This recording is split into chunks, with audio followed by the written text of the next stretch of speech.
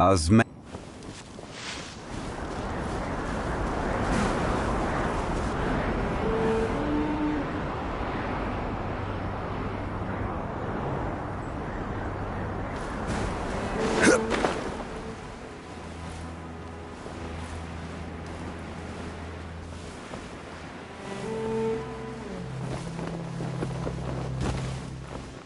You shouldn't see me like this.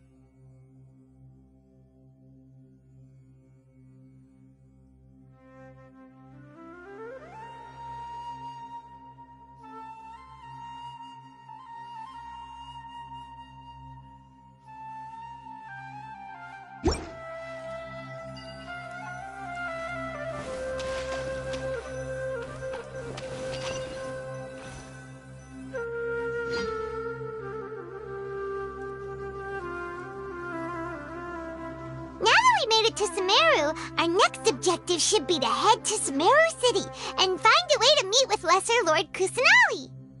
And speaking of Lesser Lord Kusanali, even though we haven't heard too much about her, she doesn't seem to be the same deity who abducted your sister.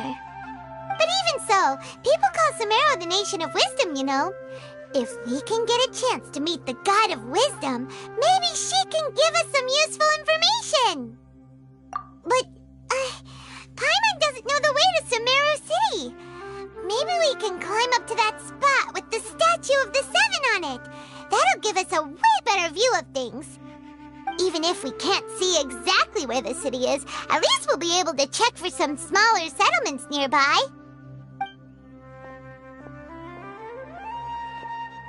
Wait a second. Look! There's someone up ahead! Perfect timing! Now we can just ask for directions rather than wander around like lost adventurers. Hey there! We're not from around here and seem to have gotten a little lost. We'd like to ask for some directions. Huh? Did they not hear Paimon? Hey! You over there! Could you give us some directions? Huh? What's going on here? There's no way she could have missed that. Wait! Could she be ignoring us? How dare she? Well, even so, she might be heading someplace where we could find other people to ask. Let's keep our distance and follow her. When we get the chance, we'll just ask someone else for directions.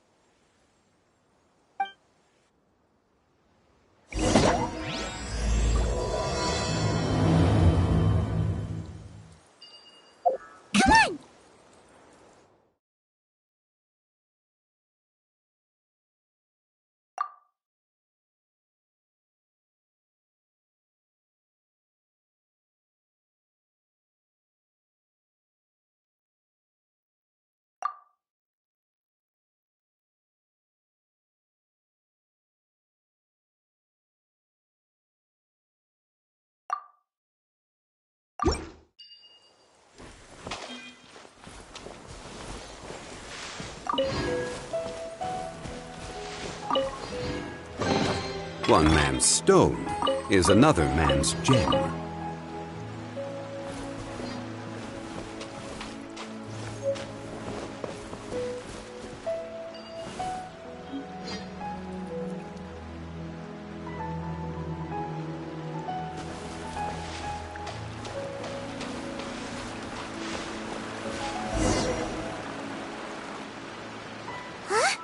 She just walked near that small waterfall and then suddenly vanished. Let's go take a closer look.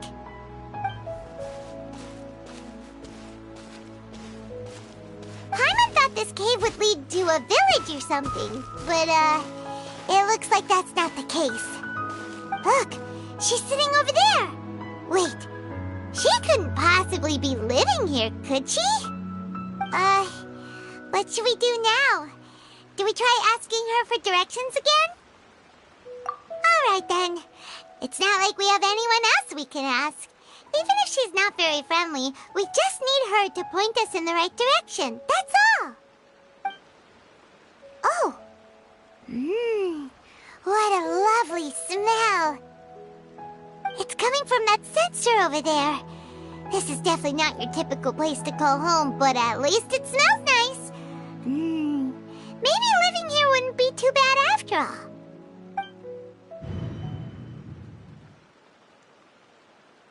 Huh? What's the matter? You don't look too good. What? Is the smell making you feel sick? Strange. Paimon doesn't feel anything.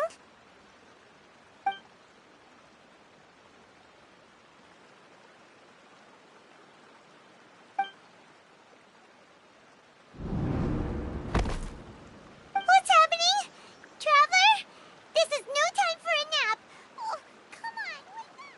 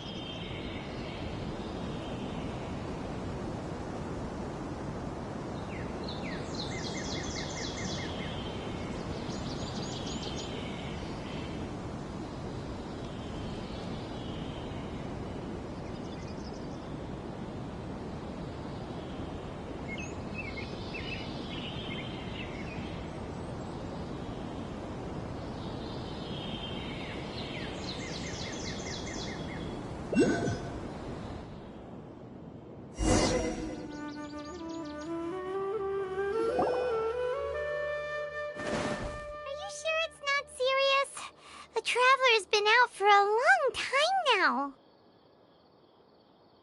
Yes, you can relax. Believe me, Master is extremely knowledgeable.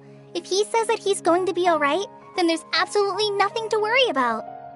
Oh, are you awake now? Oh, thank goodness! Traveler, you're finally awake!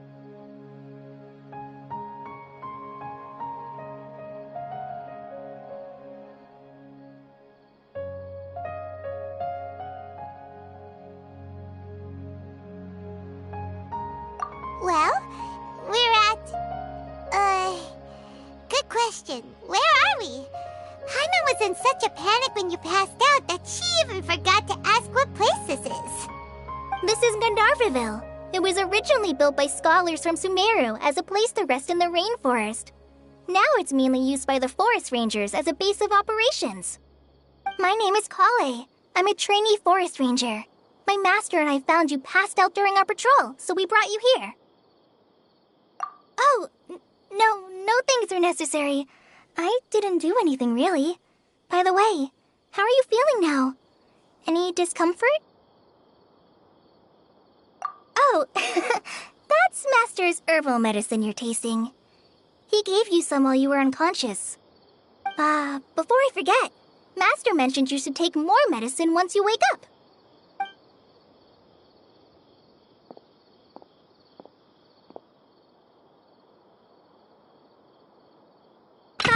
Whoops!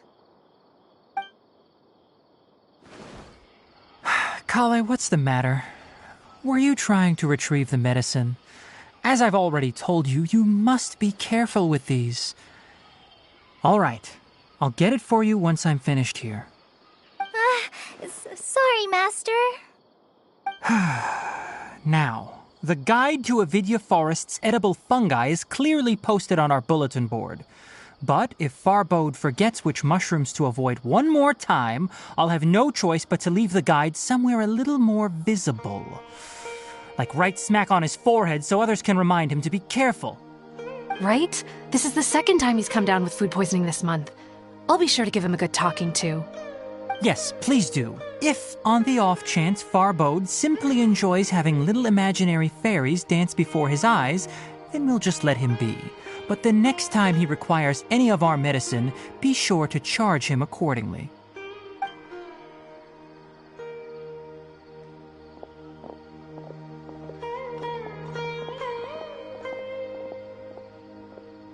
So, how are you doing? Feeling better? Oh, this is my master, Forest Watcher Tainari. He is chief officer over all the rangers here in Gandharvaville. I already informed Paimon about the reason you fell unconscious earlier. But now that you're awake, let me explain it for you as well. It is common practice for Sumeru scholars of certain darshans to dedicate themselves to training and meditation in isolated areas, particularly the nearby forests. While meditating, they use a certain incense known as spirit borneol to help calm their minds as they enter a state of deep rumination. In hopes of asking directions, you two followed a scholar named Hypatia into her cave. The incense you smelled inside was the spirit borneol I just mentioned. That incense typically has no effect on most people, but for a very select few, it can have profound effects on one's cognition, as you experienced firsthand. Does that make sense? Very good. Now, answer me this. Did you feel anything after passing out? Say, any out-of-body experiences?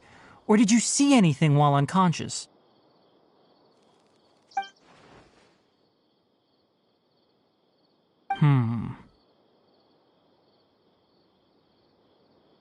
Kale, let the others know to stop bringing their patrol logs here for now. Huh? Why? Because these two will be staying here for the next few days. They can have my room and I'll bunk with Amir. Now get a move on and be sure to do as I've said. Yes, Master Tainari.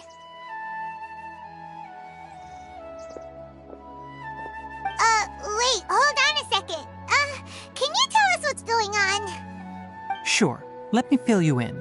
I originally planned to send you on your way once you finished your medicine. However, it appears now that you should stay a while longer in Gandharvaville for further observation while you recuperate. observation? No need to be hasty. As long as you have the capacity to judge between right and wrong, I promise that you'll understand the gravity of the situation once I explain everything to you. Based on what you saw after smelling the incense and losing consciousness, we can conclude that you experienced a powerful hallucination, which suggests your mental state is not in the best of shape. If you're skeptical, have a whiff of this. Whoa! Are you okay? You're experiencing a similar sensation as when you passed out, aren't you? So even though your condition is stable as of now, if I were to haphazardly let you leave, it's highly likely that you'd suddenly pass out again somewhere else. The rainforest is home to many fierce animals and hazardous areas. If something were to happen to you again, I'm afraid you might not be so lucky. For now, I suggest you continue taking your medicine each day and avoid wandering off on your own.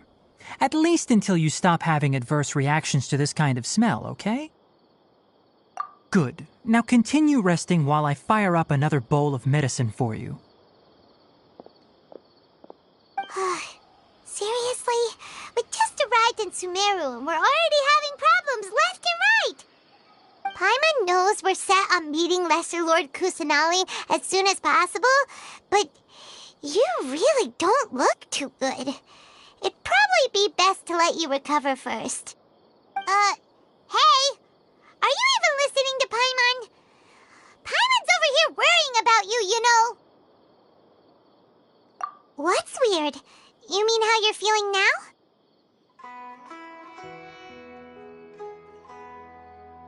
You mean the vision of tree roots and red skies you saw? But if those weren't hallucinations, what could they be?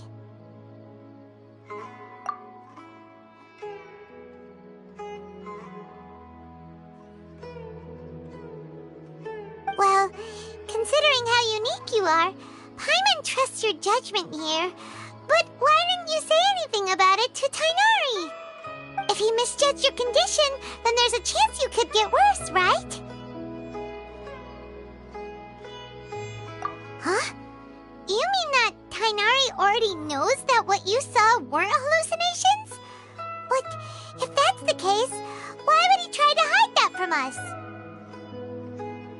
Oh, Paimon gets it now. That explains why you were so quiet earlier. Well, that settles it then. We'll stay here to rest up and figure out what's going on with your hallucinations. But it seems like asking Tighnari might not be an option anymore. What do you think we should do? Good idea. Kale's pretty friendly. We can ask her tomorrow about what she knows regarding the Dendro Archon and customs in Sumeru.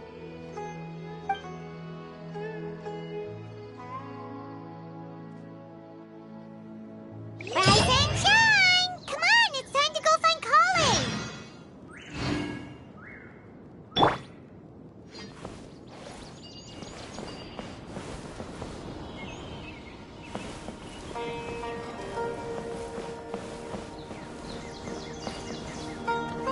Elazar is a true house. How many mushrooms do I need to sell? Buy property in town.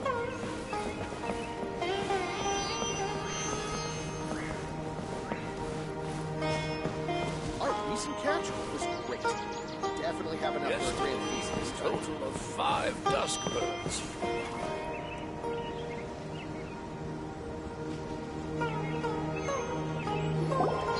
All right, next let's see your right hand.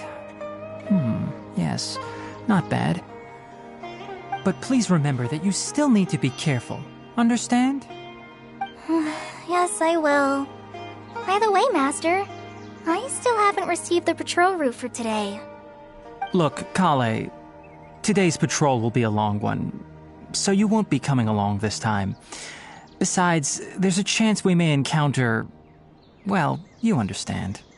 But I have a vision too! Am I useless to everyone now? Don't talk like that, Kale. This is not something you need to be worrying about right now. Ah, there you are. Feeling any better? Yeah, Since we'll be staying here for now, we thought we might as well try lending a hand around here. Seems you're not the type to sit back and take it easy for a while, huh? In that case, perhaps Kale could take you two for a patrol south of Gandharvaville for the day. And if you're feeling up to it, you can be responsible for cleaning the Statue of the Seven. Tighnari, we're ready to head out. Roger, I'll be right there. All right, we'll be heading into the forest now. I'll leave any further details to Kale. Yes, you can count on me. So, Kale, what exactly are we going to be doing today? Tighnari mentioned cleaning the statue just now, but, that doesn't really sound like the job for a ranger. Well, a forest ranger's responsibilities can be pretty diverse. They handle a variety of tasks, like checking the condition of outlying roads, maintaining forest facilities, ensuring fire prevention standards are met, and providing assistance to travelers and locals. As for Master, well, he has to handle more dangerous areas of the rainforest. Today we can perform routine checks on the pathway lamps as we make our way to the Statue of the Seven. Paimon, traveler, this way! You can leave the task of checking the lamps to me. In the meantime, you two can keep an eye out for anything unusual.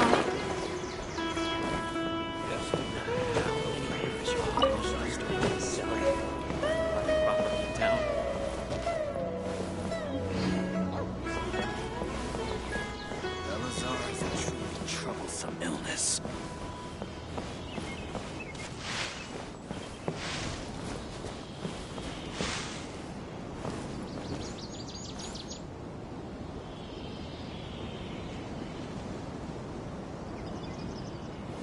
Yesterday, a total of 5 dusk birds.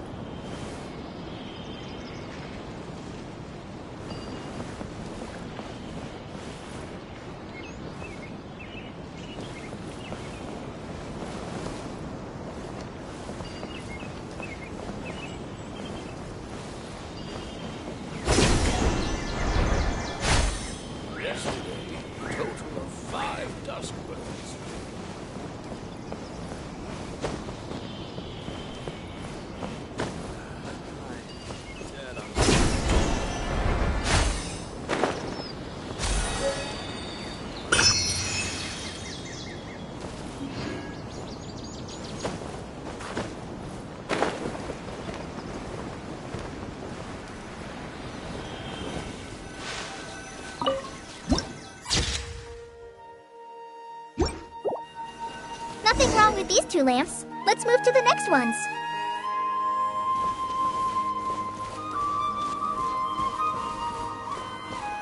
Oh, this lamp seems to be getting a little wobbly. Let me make a note of it.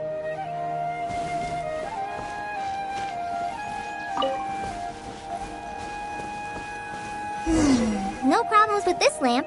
Good.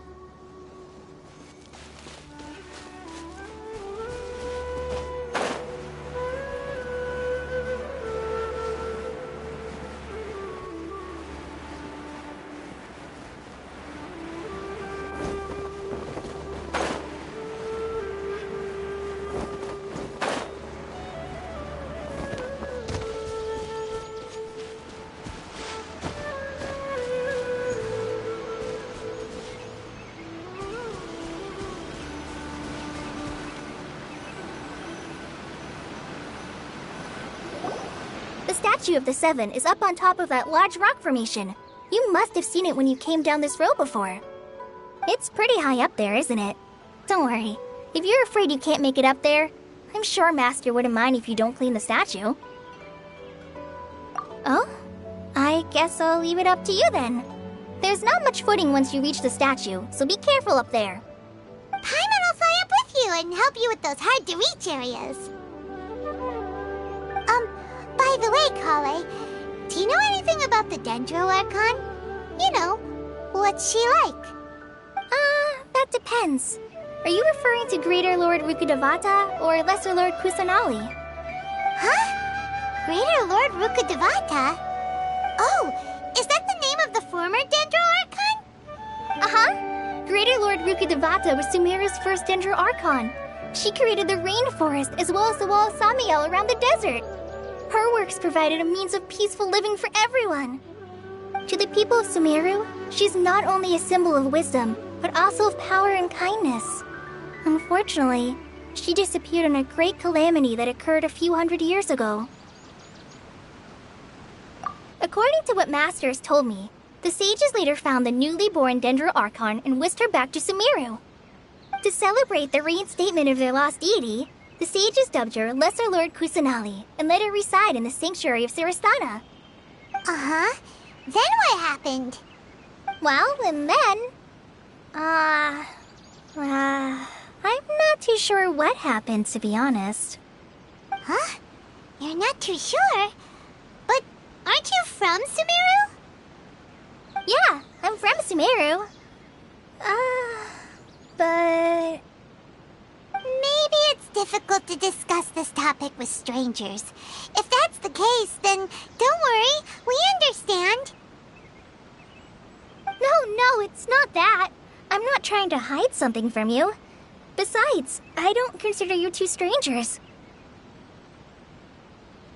Anyway, you two know Amber, right? Wait, Amber? You mean... Yes, that's her. I once lived in Mondstadt for a while, and she helped me a lot during that time. You could even say that she helped me become a new person. There's no one like Amber. She lives life to the fullest while always adhering to her strong sense of justice. She's ready to answer the call for action at any moment, but is also very understanding of others. She's like the spark that lights the fire in everyone's heart around her. If you ask me, she's a prime example of a true outrider. She's the first person anyone coming to Mondstadt will meet. You can't help but be enthralled by her charm and enthusiasm, causing you to fall in love with the lands of Mondstadt and...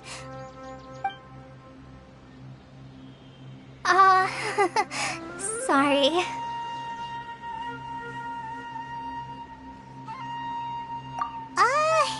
Paimon thought the work of Outriders was a little different from what you just described, but one thing's for sure, you really like Amber. Sorry. I was rambling on just now. It must have sounded kind of weird. It's alright, Kale. Knowing that you're a friend of Amber somehow makes Paimon suddenly feel a lot closer to you.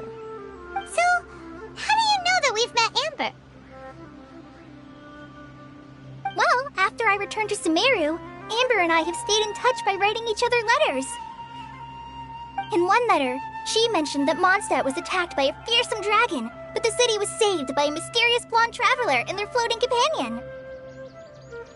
I knew you two were the ones she mentioned in the letter the moment I saw you. But, considering everything you've been through that day, I thought it'd be inappropriate to bring it up. Ah, so that's how you knew. Yep, so please know that you two have my complete trust, really.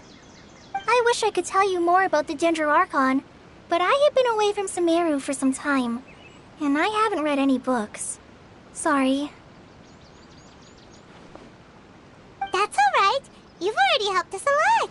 We had never even heard of Greater Lord Rukadevata or the Sanctuary of Surasthana until you mentioned them. Oh, I'm happy that was helpful.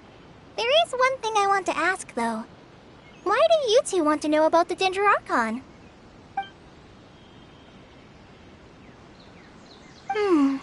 So that's why you're here. Thank you for telling me your story. Don't mention it. We are friends after all, right?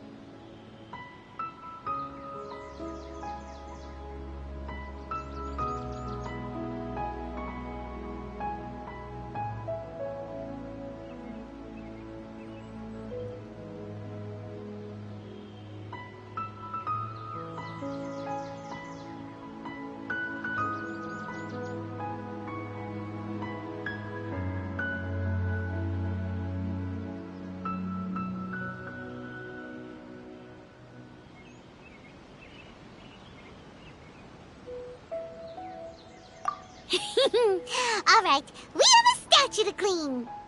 You both have my thanks. While you two are up there cleaning, I'll go ahead and inspect the forest canopy. Let's meet back here shortly.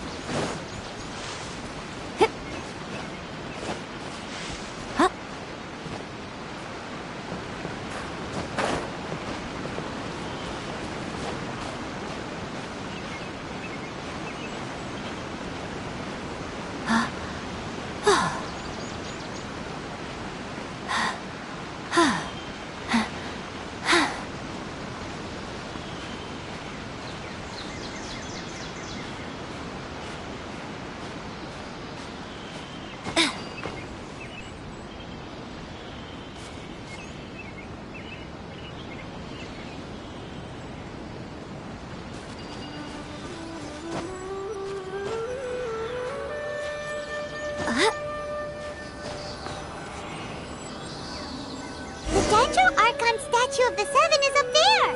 You should try touching it like the other ones we found on our journey. Paimon bets you'll definitely get a response from the Dendro Archon.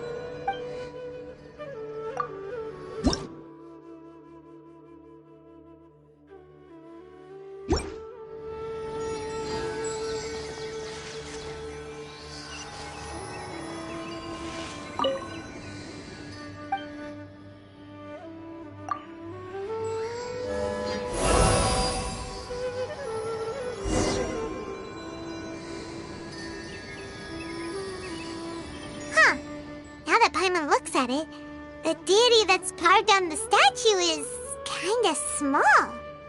Do you think she's supposed to be Greater Lord Rukkhadevata or Lesser Lord Kusanali? The name does seem to fit the statue somehow. Well, anyway, we'll have to figure that out later. For now, let's focus on our job and clean up this...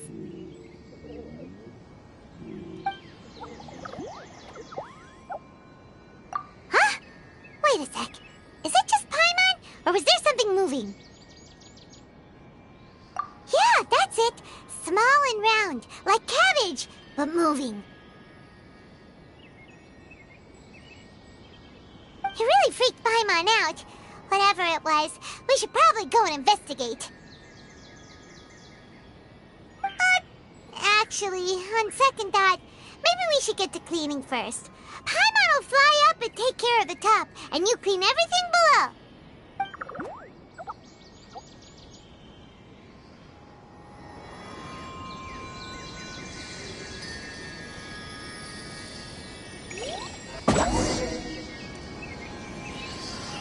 Nice work! That's one clean statue. Let's head down and meet up with Kale.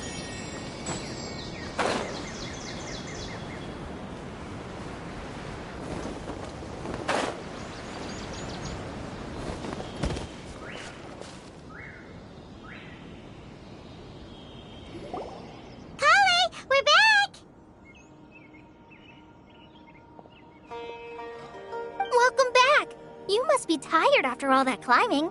Let's take a little break. By the way, Kale, have you ever seen any small creatures scurrying around the forest? You know, that kinda look like a veggie. A creature that looks like a veggie? Well, I guess Master would say something like, all plants are living organisms, so they also fall under the category of creatures. Wow, fascinating! It almost sounds like an imaginary creature that you hear kids always talking about. I'll be sure to keep an eye out for anything like it. Oh, I almost forgot. Are you two hungry? I packed some food and water for us. Yay, food! What kind of goodies did you bring? Hey, don't be a party pooper. It's not like Kale is a stranger or anything. Besides, the best way to compliment a chef is to show passion for their food. Xiangling taught Paimon that. I prepared a nice portable dish that forest rangers like to eat called pita pockets. I hope you'll like them. Whoops! No! You dropped it on the ground! Not to worry. I wrapped a few layers of oiled paper around each pita. They should be fine. Oh, Paimon nearly had a heart attack there.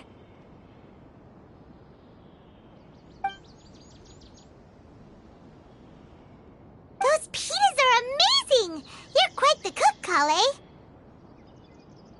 Thank goodness you wrapped them in paper. Paimon wouldn't have been able to sleep at night knowing something so tasty had been wasted. You really know how to compliment the chef, Paimon. Since you liked it so much, I'll be sure to give you a copy of the recipe sometime. I'll even include all my personal cooking pointers, so you'll be making your own pita pockets in no time. Yay! Thanks, Kale! It's hard to believe someone as diligent as you could have clumsy moments, too.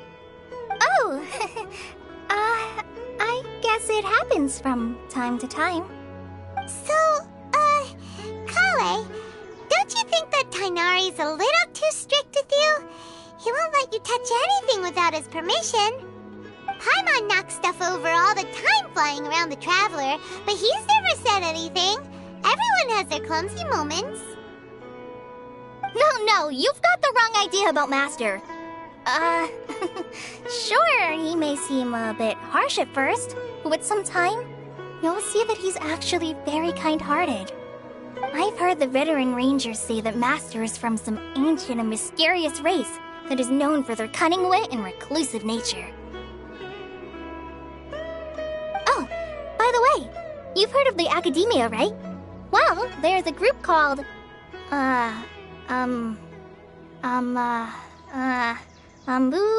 something? Well, anyway, because Master does a lot of research on plants, sages from the Academia have written him many times, inviting him to take up an official position there. But Master declines their offers every time, saying, Sumeru City is too noisy. It'd be bad for my ears. Seems you already know him well. Anyway, I'm sure the sages were not happy about his responses. Master could obviously have a bright future in the Academia, but he insists on sticking to the path of a forest watcher. Every day he helps the locals of the forest and passes on his extensive knowledge to trainees like me. In fact, Master's the one who taught me how to make pita pockets. Really? Paimon would have never guessed that. Oh, speaking of Tainari, he was the one who took care of you after finding you passed out yesterday. He even carried you all the way here. Paimon's still kinda upset, though. He kept scolding Paimon the entire way here. Oh no, I'm sorry. Master might have been overreacting a little. But, it's mostly because Paimon wouldn't stop yelling, Why, oh why, is he going to die? It probably started to get under Master's skin after a while. Hey! Don't laugh! Paimon was genuinely concerned about you.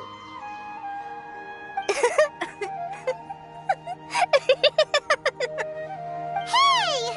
Now even Kali started to laugh. Ugh, that's it! Paimon won't forget this! It's time for some Paimonial wrath! No! Don't touch me!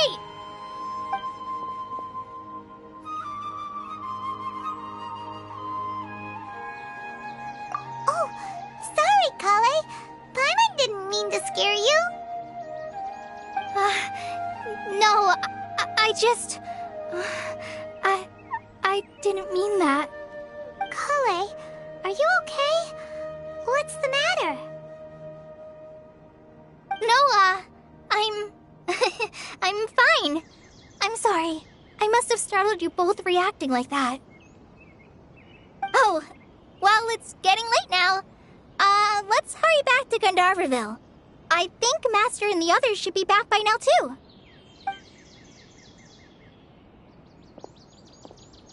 Huh? What was up with Kali just now? And why is she in such a hurry all of a sudden? Look, she's practically running back. Paimon can't even see her now.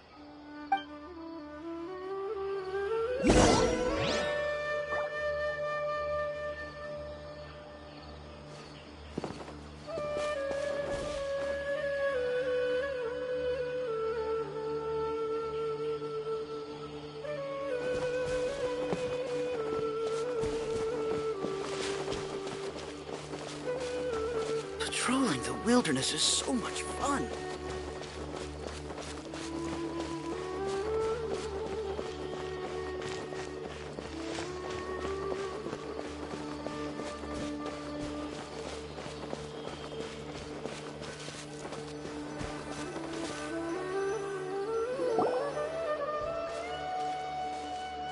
Ah, Traveler, you've returned. Yep, we're back. Have you seen Kale by any chance? Oh, Kale? Yes, I saw her go into her room just a moment ago. Oh, okay. Guess we'll just have to wait and talk to her tomorrow then.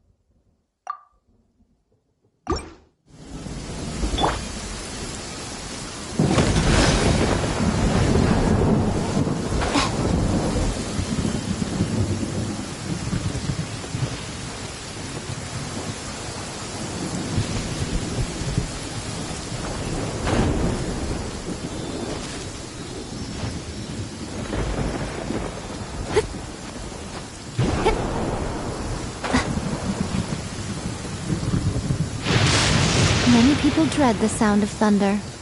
To me, it sounds fondly familiar.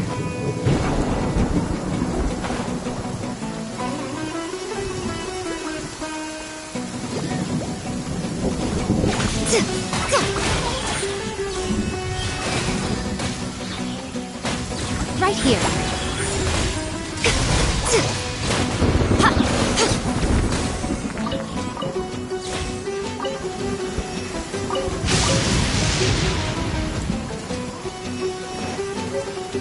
Right now. Emerge.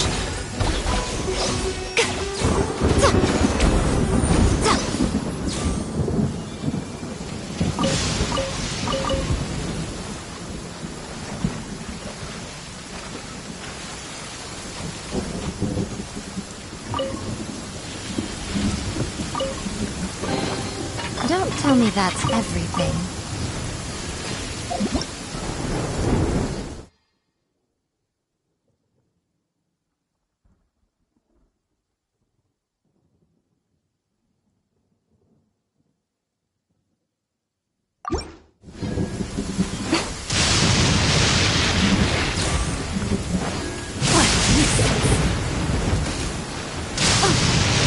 Right now.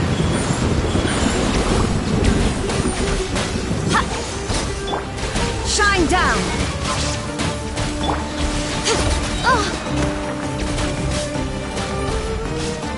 Nothing lasts forever.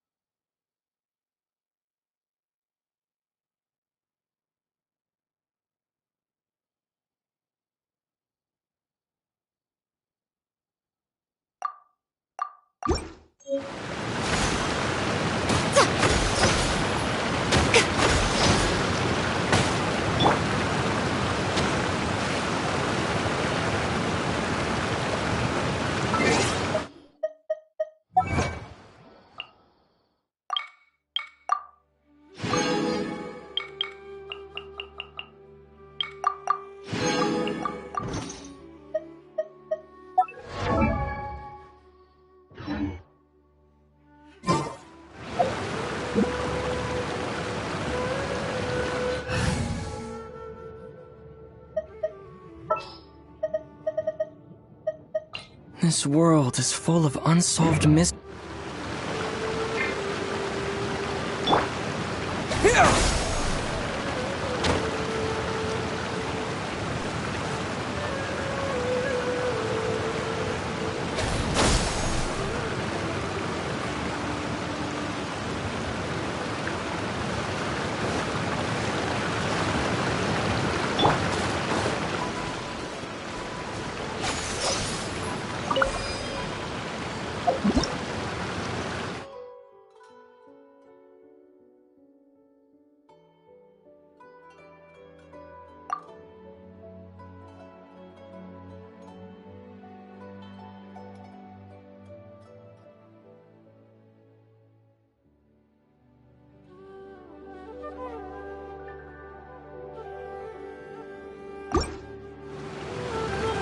Come on out.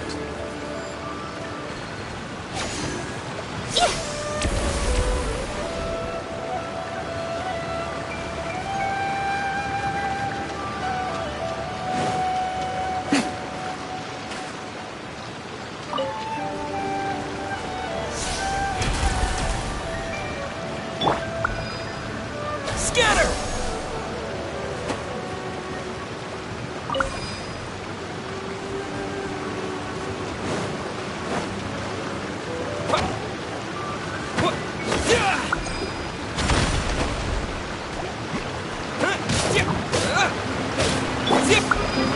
Stabilize! Emerge. Right now. I swear by my sword!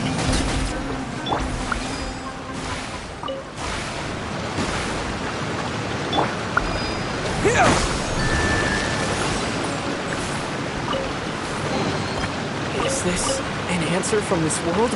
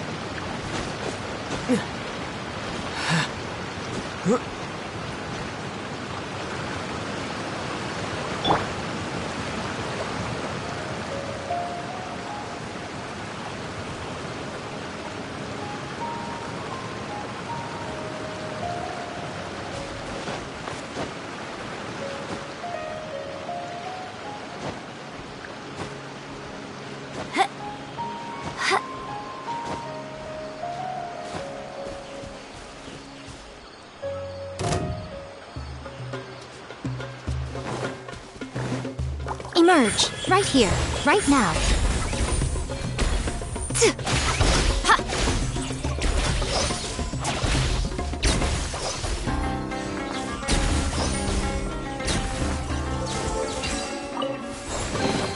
Go on, open it up. Show me what's inside.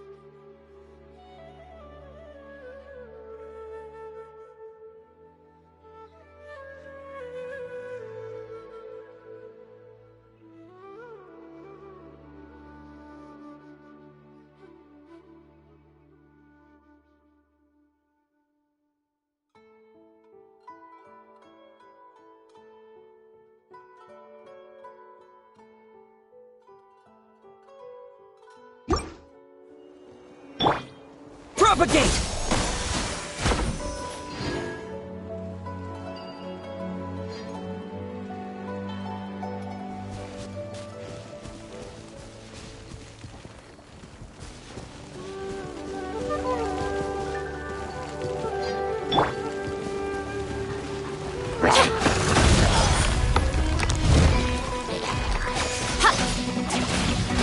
Right here.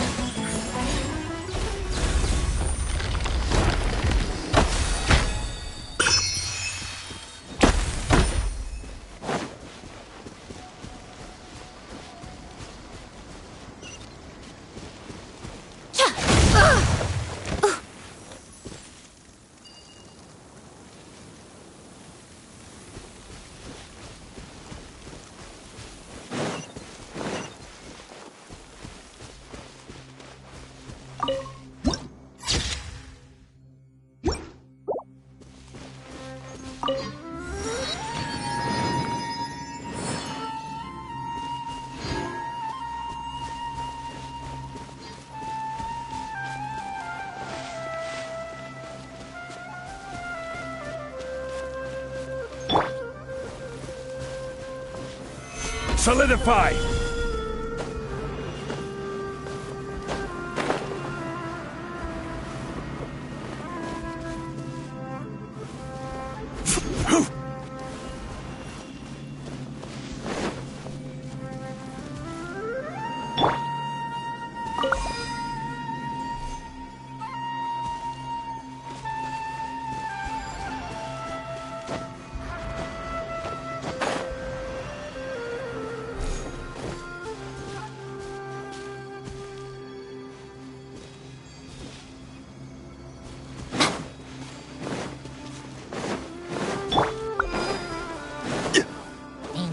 This is order!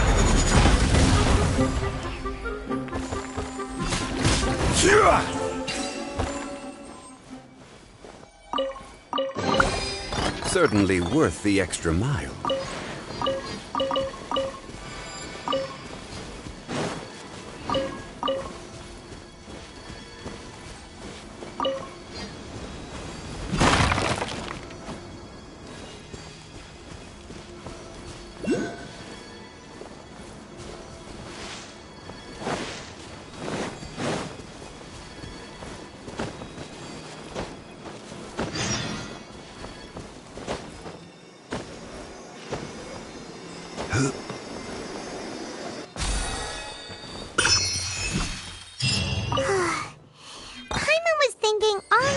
What happened with Kale, and still can't figure out what the problem might be.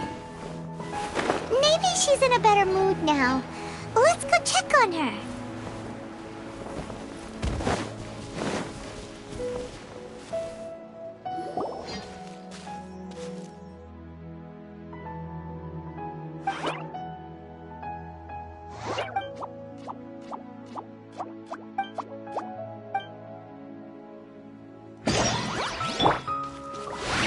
Right now.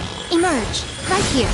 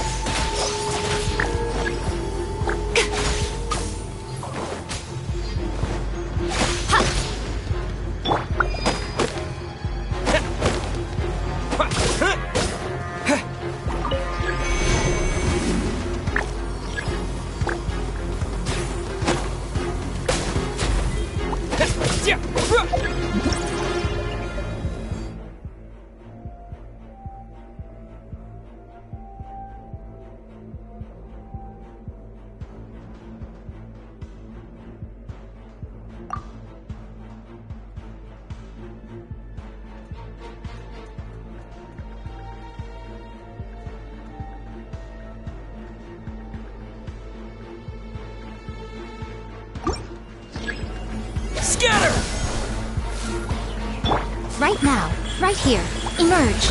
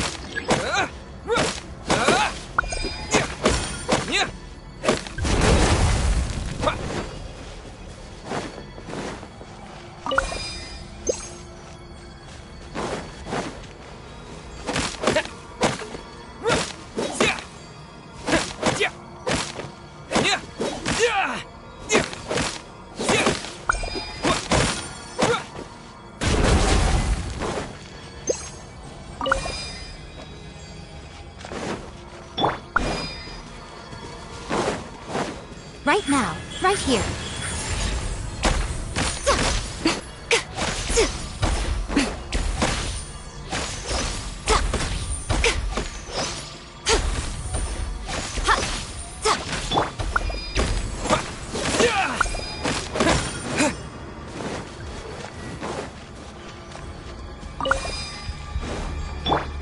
Right now. Emerge. Right now.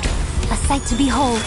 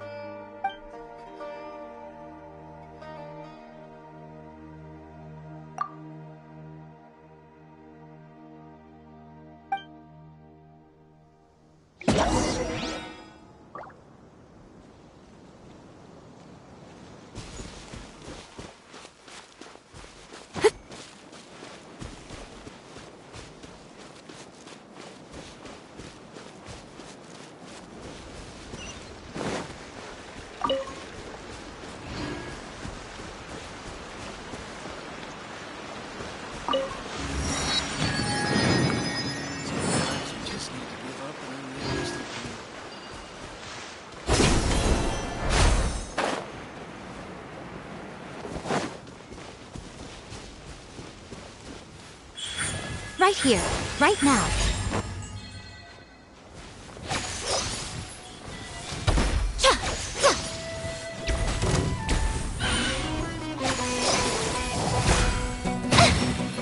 Right here. Right now. Right here.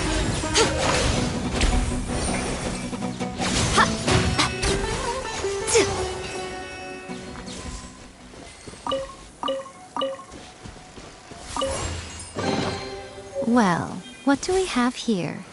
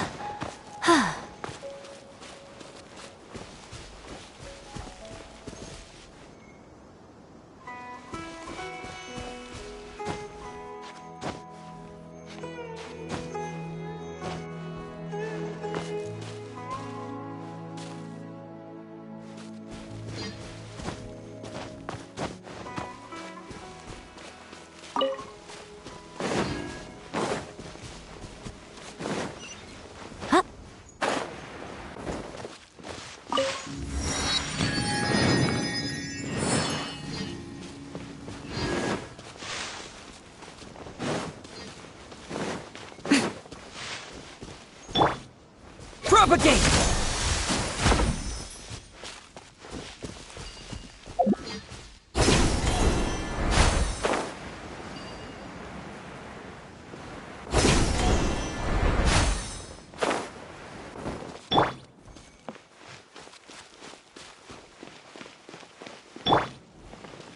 Scatter!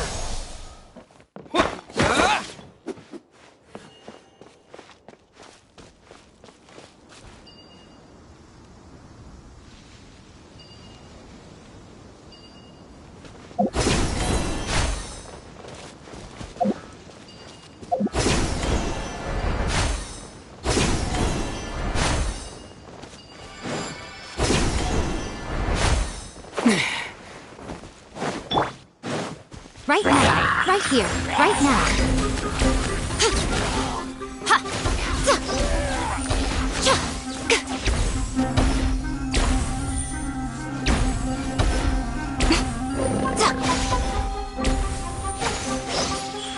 Emerge, right now.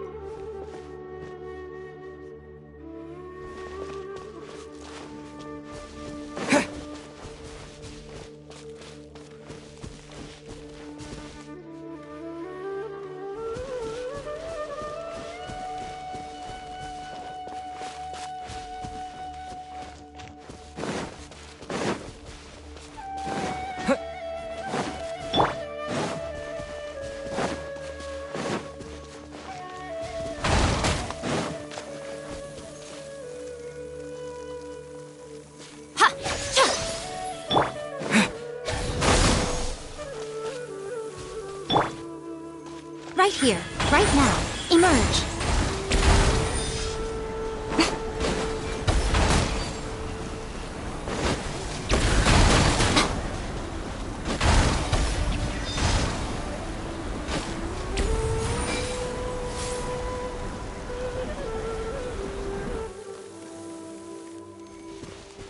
Right here. Emerge.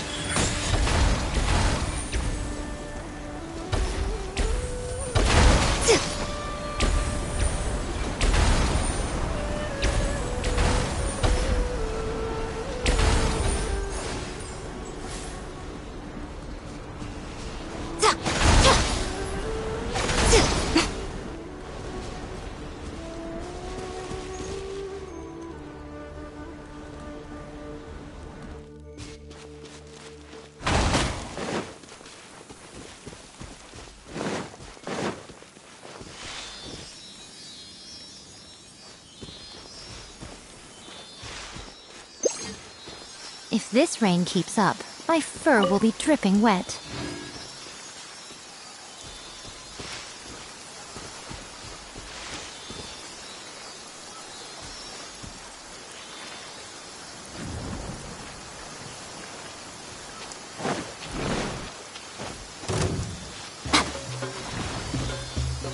Right here. Emerge. Order guide you. Gather!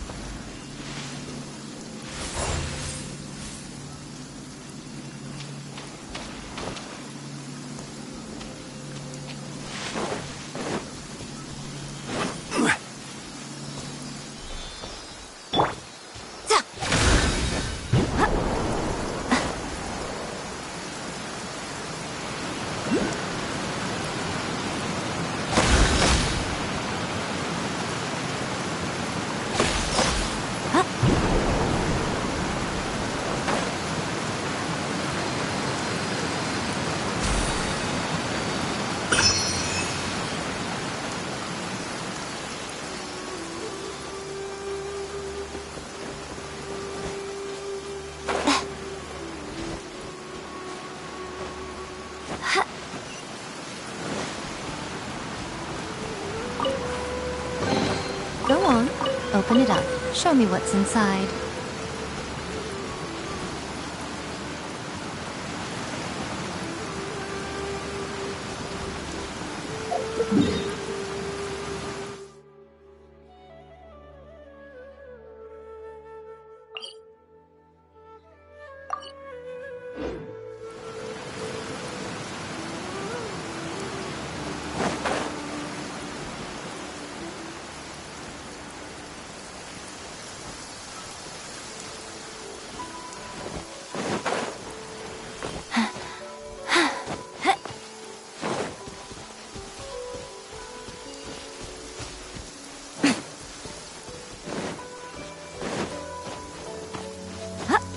Right here, right now.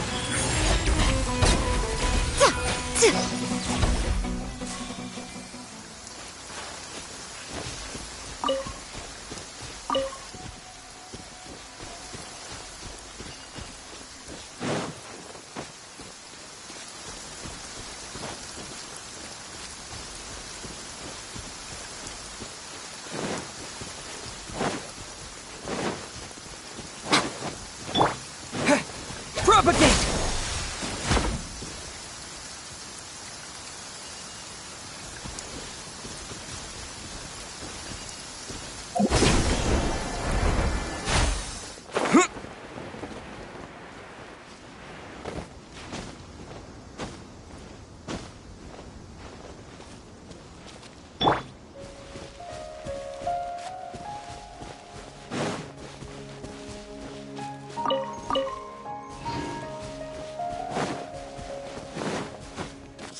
Emerge. Right now. Emerge.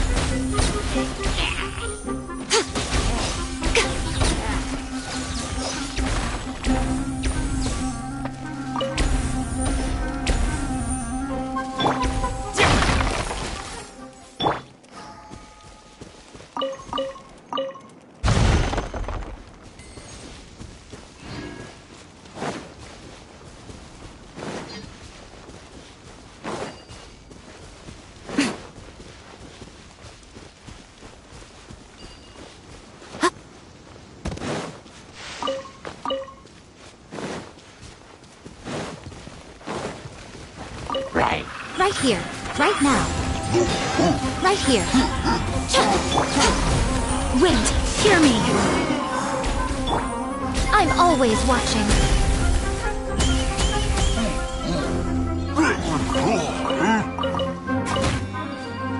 Right now. Right here.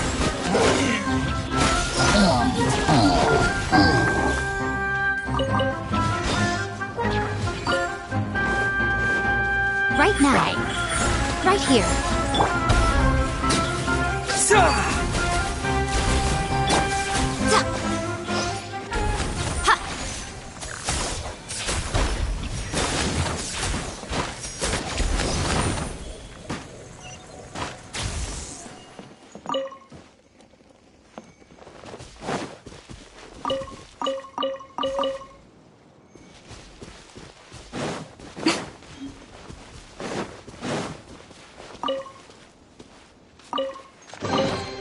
Don't tell me that's everything.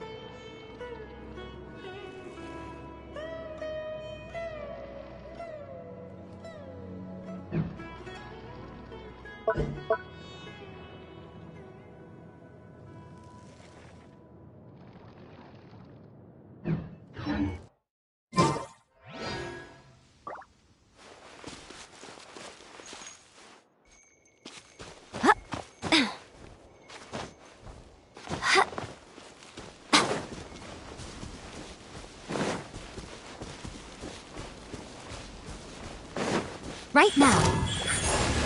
Emerge.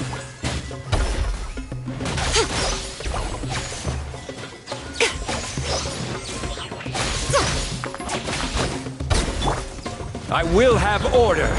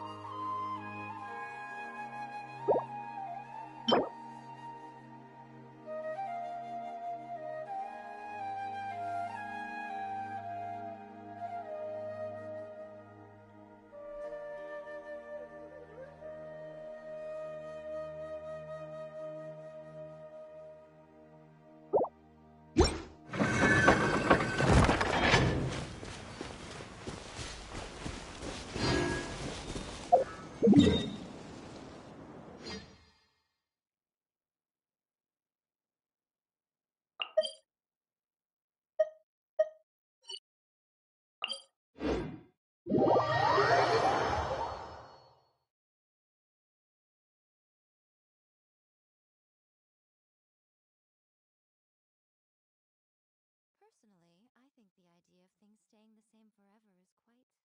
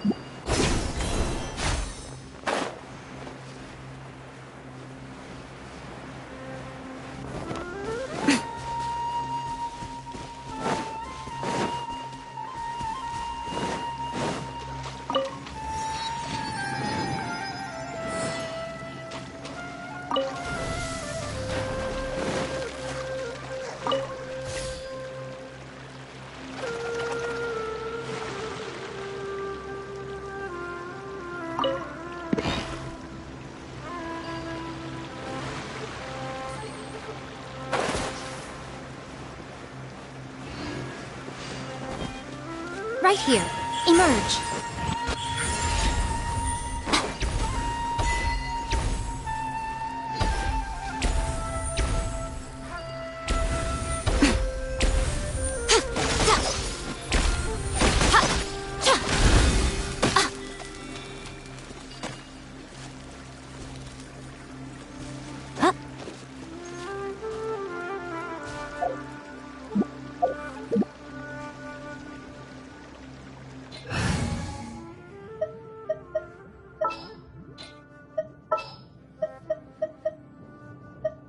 Next time, be sure to make a proper appointment.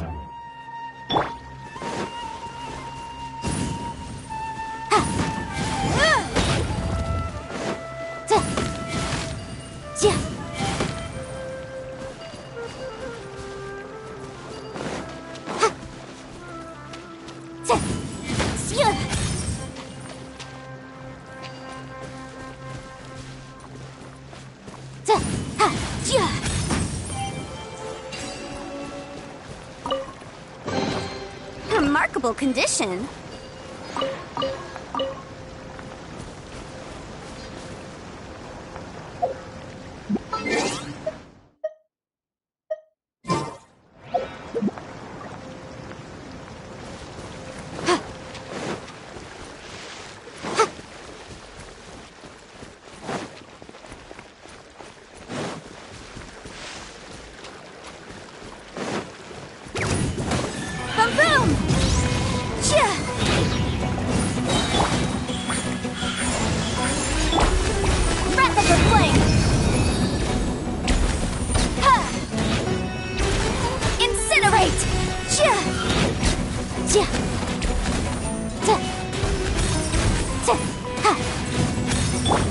Right now, emerge, right here.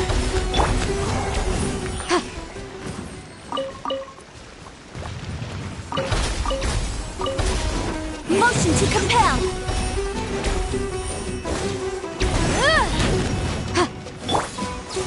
Right now, emerge, right here.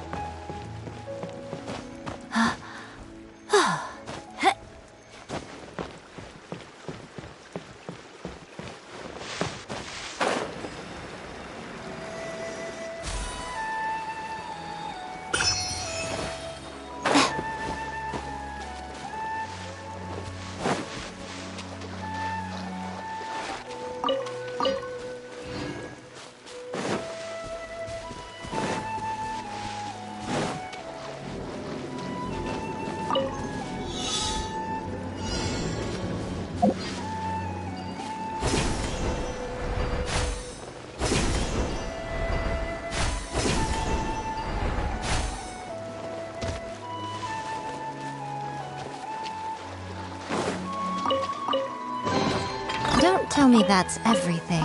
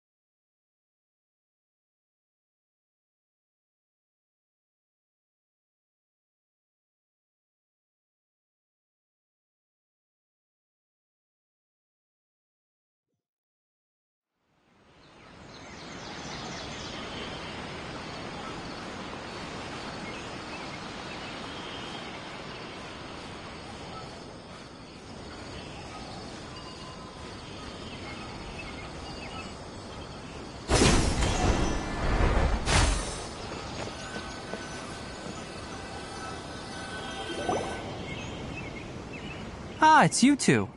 I was just about to go look for you. Huh? Tighnari, what are you doing here? Where's Kale? I came to check on Kale's condition.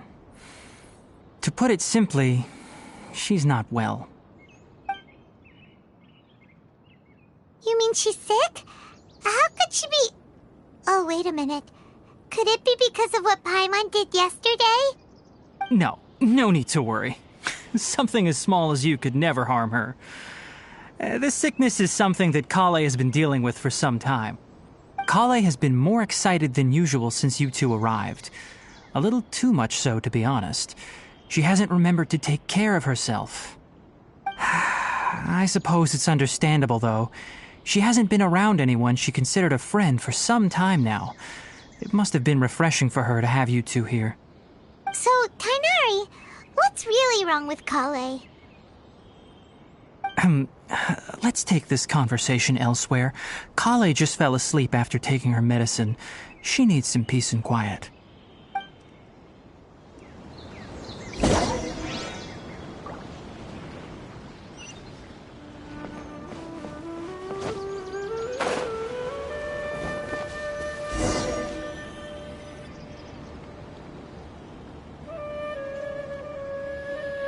All right, let's continue our conversation here, shall we? To be honest, I hadn't realized that you're that honorary knight from Mondstadt until Kale told me just now. I've also heard all about your deeds in Liyue and Inazuma. So, just to clarify, what I'm about to tell you about Kale is not because of who you are or your past feats. Instead, I am going to tell you because... well, because Kale asked me to. And honestly speaking, I was against Kale revealing her past to you. But she insisted, saying you two treated her with sincerity and as a friend. So now she wishes to reciprocate the gesture. So, Tighnari, what exactly is wrong with Kale? You said this is something she's been dealing with for some time. Just how serious is it? Right. Ever since she was a child, she's been afflicted with a disease called Elazar. Elazar? Yes, it's a disease unique to the lands of Sumeru. It is characterized by dark and hardened scales that form on the body. At first, the afflicted may only feel mild numbness on the affected area of the skin. However, as the disease progresses, one may begin feeling fatigued and even experience peripheral paresthesia. In its final stages, the disease strips a person of the ability to control their own body, and they effectively become completely immobile. That sounds terrifying. Wait, hold on. So when Kale seemed to be acting a little clumsy earlier, it was because... Correct. That would be the effects of Elazar, which is precisely why I do not want her carrying or holding anything, lest she ends up hurting herself. With appropriate treatment, the disease can be effectively controlled before it progresses to a more serious stage. However, there is unfortunately still no true cure for Elazar. Nevertheless, Kale's mother still hoped that there was something out there. She handed Kale over to an organization known as the Fatui after one of their members lied and said they had a cure. What? The Fatui? Ah, It appears you are already familiar with them. That'll save me some explanation. Anyway, the person who eventually rescued Kale and brought her to me for care said that she had been given to a harbinger known as the Doctor. I have no idea how this doctor managed to do it, but her case of Elazar was completely stable for all the years that Kale was with them. However, Kale's days with the Fatui were anything but pleasant. Kale is a resilient individual and always tries to appear cheerful, but her experience with the Fatui has left deep scars. Even now, she can still feel deathly afraid of someone touching her. Oh, Paimon had no idea Kale's been through so much suffering. Oh, by the way, Paimon, Kale wanted me to tell you that she's sorry for scaring you yesterday. She also wanted both of you to know that she's sorry for hiding her illness. She doesn't need to apologize. None of this is her fault at all. Well said. I hope you'll get a chance to tell her that in person the next time you see her. Kale once thought that it would be impossible for her to have any real friendships. I trust that you two will never let my trainee experience such emotional pain again. Don't worry, Tainari. We'll take good care of her. Well, it's not too serious at this point. She overexerted herself the last couple of days, which is what led to her breakdown this time. As long as she has taken her medicine and gets plenty of rest, she should get better. Though, I must admit that Kale's condition was much more stable when she first arrived here in Gandharvaville. She was interested in the work of the forest rangers the moment she saw us. I could see that she was serious about learning, so I felt compelled to ask her to join us. Her stamina has gotten much worse recently. Though a moderate amount of physical exercise is always necessary, I'm afraid the long-distance patrols are a little too much for her now. All right. Now that I've told you about Kale's past, I think I'll head into the rainforest to find some ingredients needed for her medicine. I'll see you two later. Yeah, we'd like to do something to help Kale too. All right, but I must warn you two. The rainforest is a dangerous place, especially for someone who's still recovering like the Traveler. You must follow closely and listen to every instruction. No problemo! Let's go then. We'll be looking for a plant known as lunar lotus. It's often used to help those afflicted with Elazar recover their energy. Hey, Tainari? Where exactly are we going to find this plant? Lunar lotus can be found all over the rainforest, but it often grows right here around Gandharvaville. Given the name, it sounds like we should be looking for it in the water. You are correct. Lunar lotus grows in the water. When fully matured, they look like giant blue flowers floating on the water's surface. Quite an attractive species, if you ask me. The large petals are actually the plant's leaves and sepals, which surround a very small flower. You should note that many of the plants found in Sumeru have names that are contrary to their species. Take the Kalpalata, for example. The plant is not a lotus at all, but rather a vine. And then there's the Sumeru rose, which is not a rose, completely contrary to its name. Oh, okay then. Note to Paimon, never bring up the topic of flowers with Tainari. Short lines. They're still.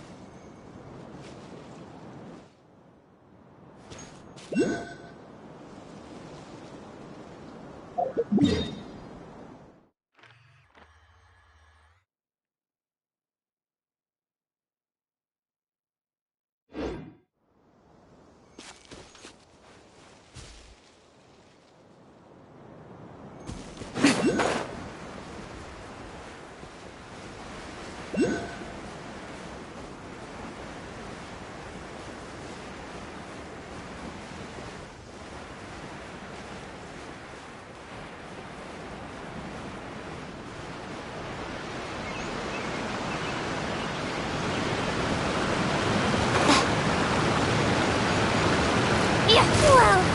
Well, right now. Right here. A sight to behold.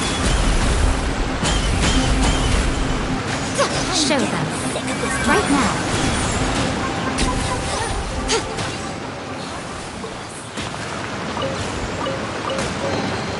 Don't tell me that's everything.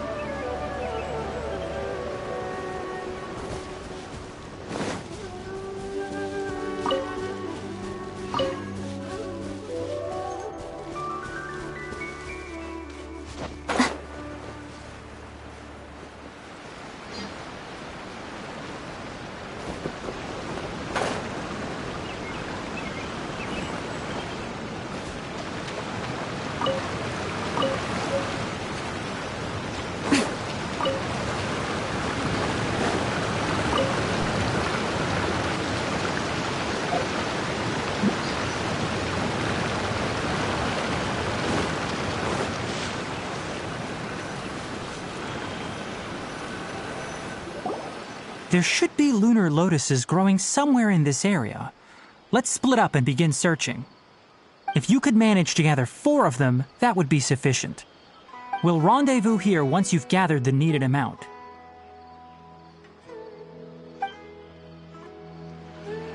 Alright, we've gathered an... Hey, Tainari! We found the lotuses you requested! Let me take a look. Good, very good. These are all excellent quality. I'm quite glad you two came along. Your exploration experience helped save me a lot of time here. It seems we even have enough time to stock up on some other things I need. Hey, Tainari!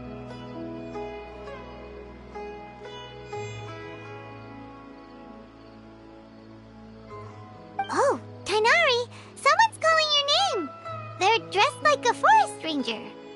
Ah yes, that's Amir and the others. But didn't they just set off not too long ago? What are they doing back so early? Let's go find out what's going on.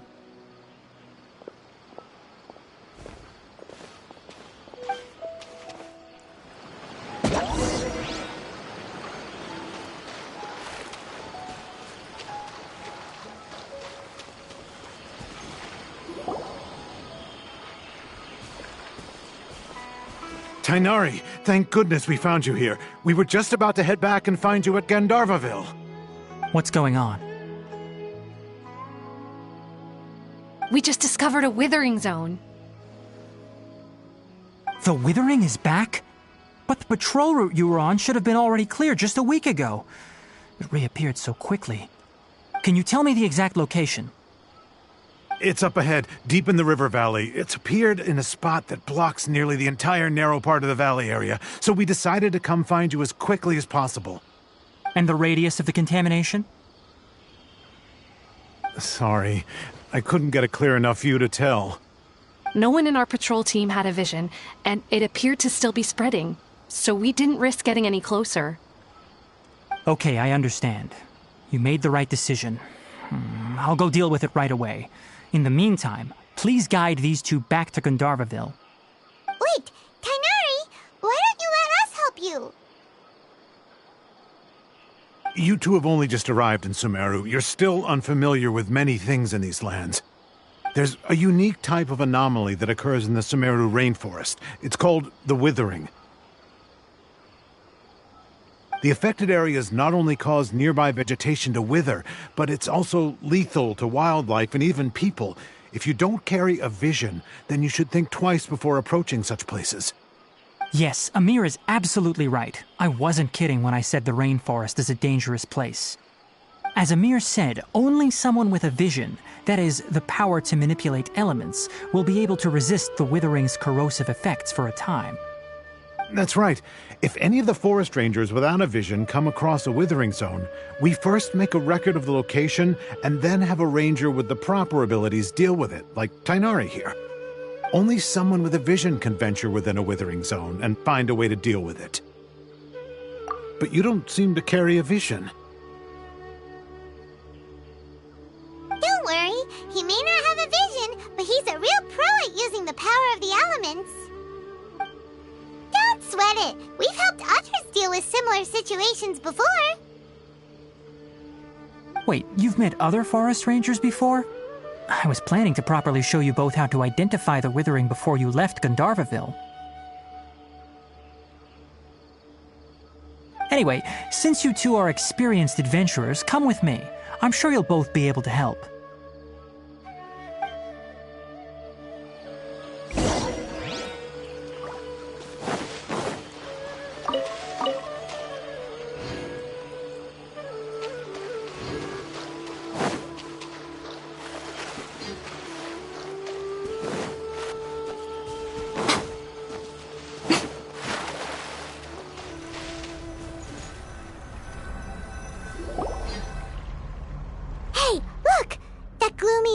Over there looks like a withering zone.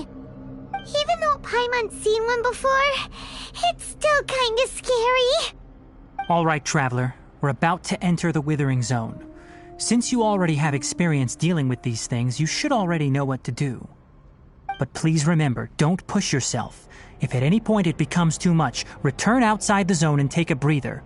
It could become a matter of life and death. You ready then? Let's go.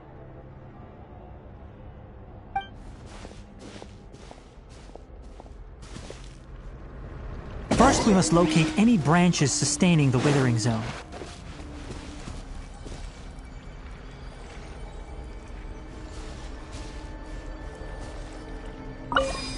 Huh?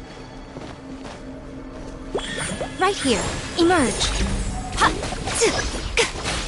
Ha!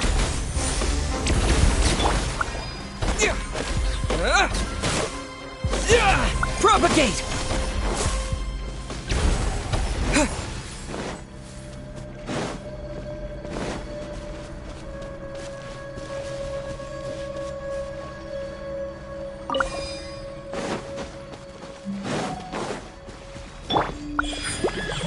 Right now.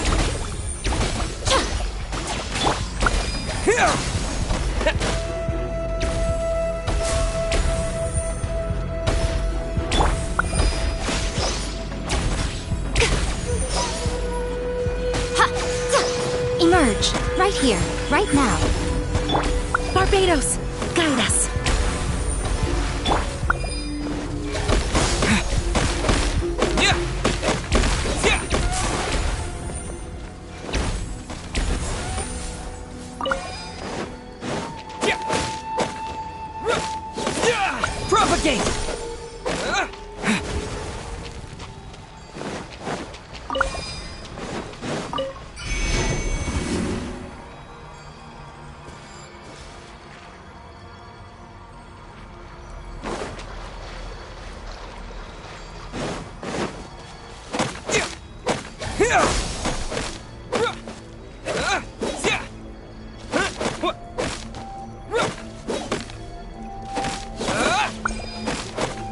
Great work.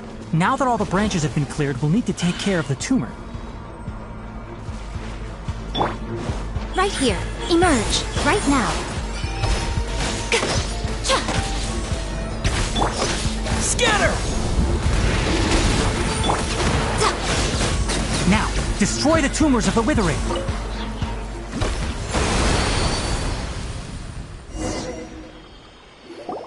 We did it! Everything's returning to normal now! Yes, thanks to you two. We were able to quickly restore this area back to normal. Tainari? You make it sound like we did well, but why does Paimon have the feeling you're worried about something? It's that obvious, huh? Alright, it's like this. Recently, the rate at which the withering zone appears has been increasing. Even though we were able to quickly clear that withering zone, it won't be long before another one appears. If that simply meant more work for me, then that wouldn't be an issue. But it's far more severe than that. The withering is leaving lasting effects on the rainforest itself. For instance, even though we cleared out the withering zone, many of the plants that were affected will not recover. This presents a crisis for the ecosystem itself. Many plants in the rainforest are already in decline, directly impacting the wildlife that depends on those plants. And most disturbingly, as the appearances of withering zones have started to increase, Kale's case of Elazar has also become more serious. Huh? Well, why's that? I'm still not sure of the exact reason. However, I've received word from acquaintances at the academia that similar cases are being reported for patients with other conditions. No, none that we know of.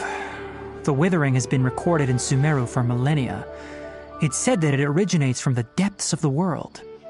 By the way, have you heard of Irminsul before? Irminsul is a tree located deep beneath the surface.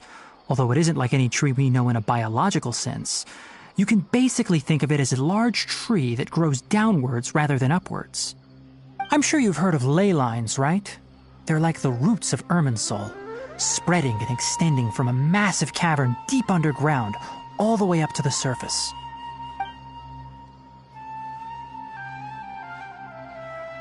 Ley lines continually absorb the memories of this world, which are then funneled into Irminsul, allowing it to collect knowledge and wisdom from ancient times to present day. The Dendro Archon is known as the God of Wisdom because her consciousness is directly connected to it. It is also said that the Dendro Archon's power is a manifestation of Irminsul. And as for the withering, its emergence is related to a disease that's affecting it. That's right. My ancestors learned of this from Greater Lord Rukkhadevata's familiars a long time ago. But even those mysterious creatures did not know of a cure for Irminsul. I'm afraid we Rangers will be battling the withering zones here for a long time until a cure is found. Alright, that's enough on this topic for the time being. Now that we've taken care of things here, it's time for us to head back to Gandharvaville.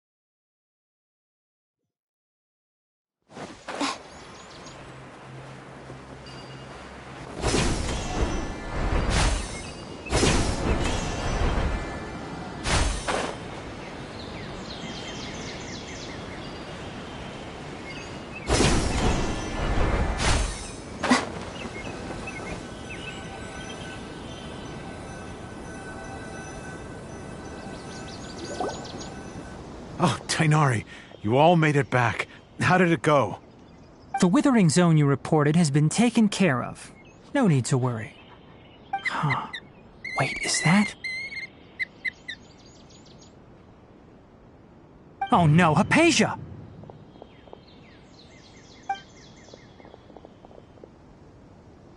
Huh?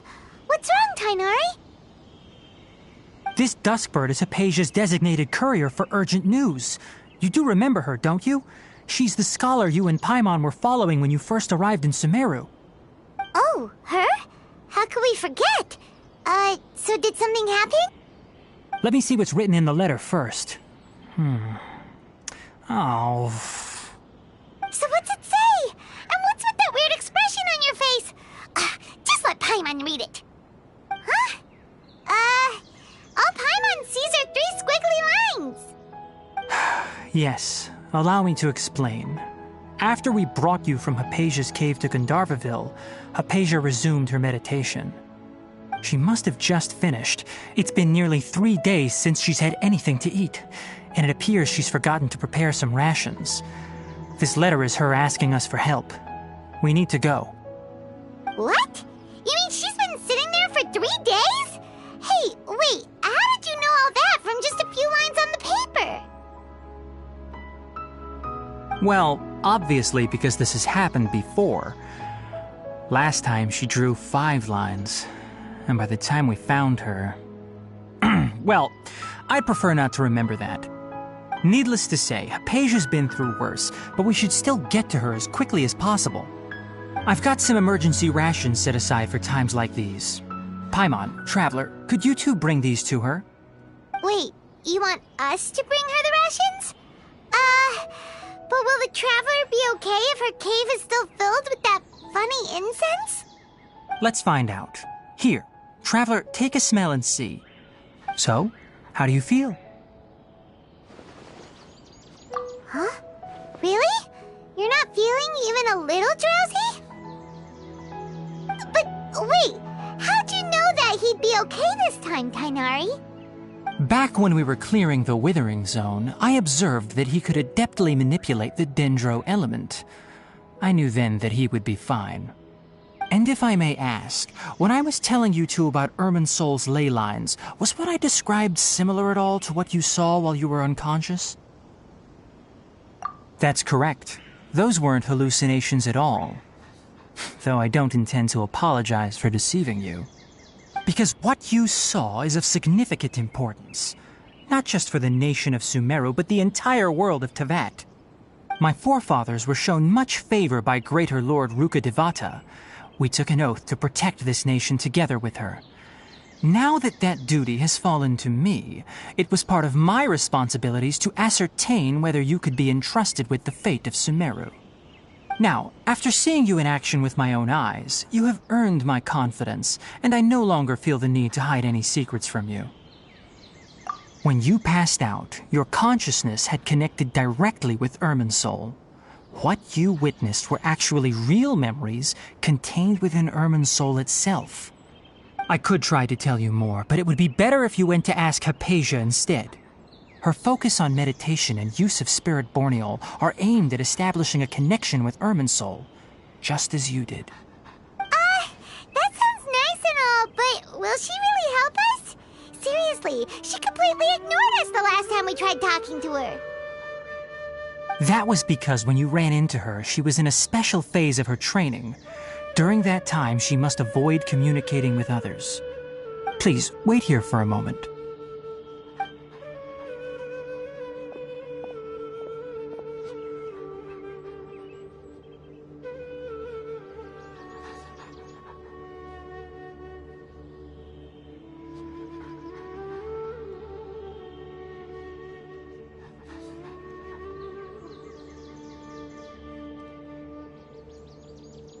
Here, take these. It's a meal I packed for Hypatia, as well as some other ingredients.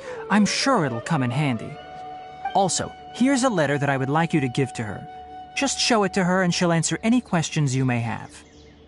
No, I should be the one thanking you. You've both been a great help these last few days. Hypatia should still be in the cave.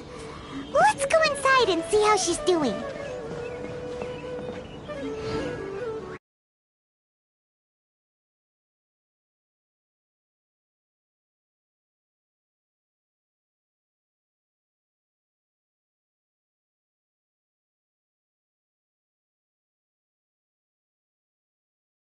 I think the idea of things staying the same forever is quite beautiful. Oh.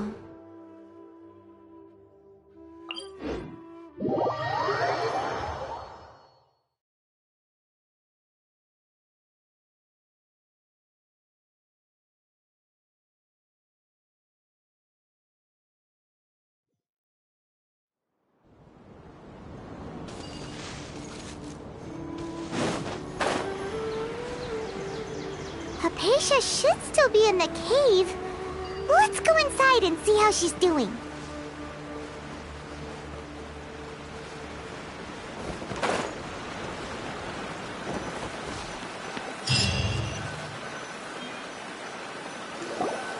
Hello?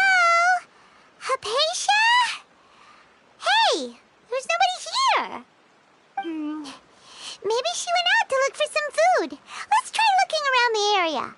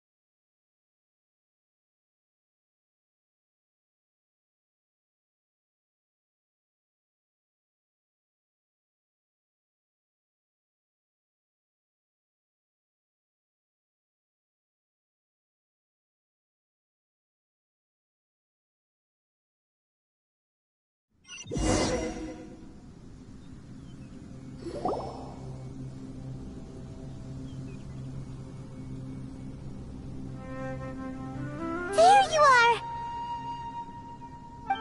Hypatia, are you alright? So hungry. Need water. There's no way we can get her to eat in her current condition. Let's try finding some water first. Huh? Wait. Why does it look super foggy outside all of a sudden? Anyway, let's go look around.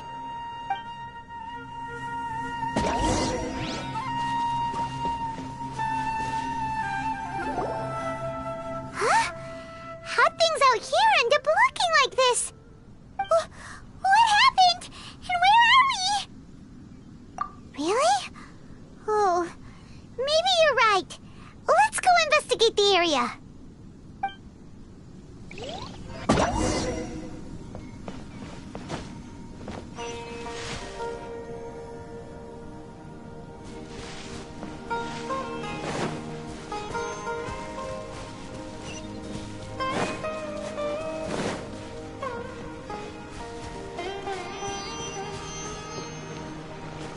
Wow, this place is huge!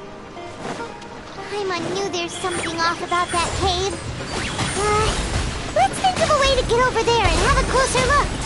Who knows? Maybe we'll find a lead of some kind.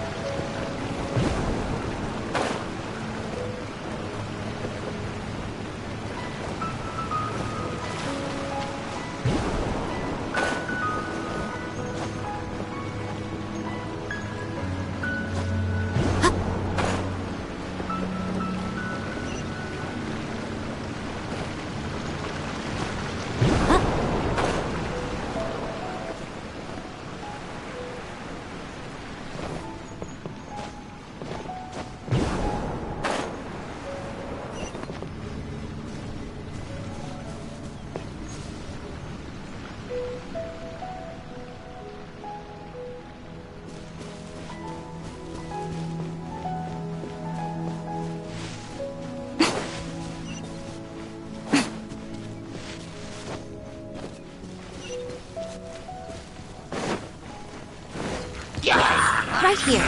Emerge. Is that... Boom, boom!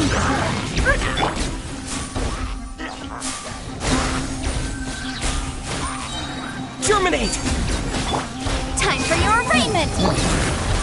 Right now, right here. Nothing lasts forever. Emerge, right now. Wind, hear me.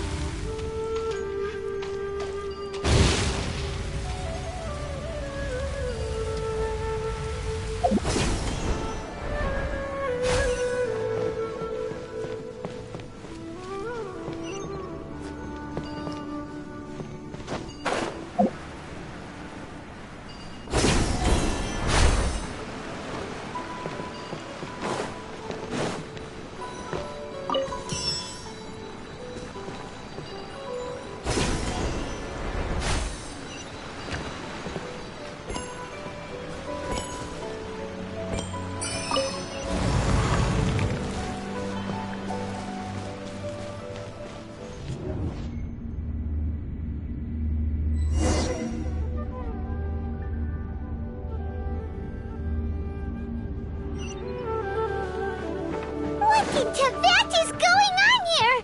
This place is getting weirder by the minute. Hey, what's the matter? You don't look so good.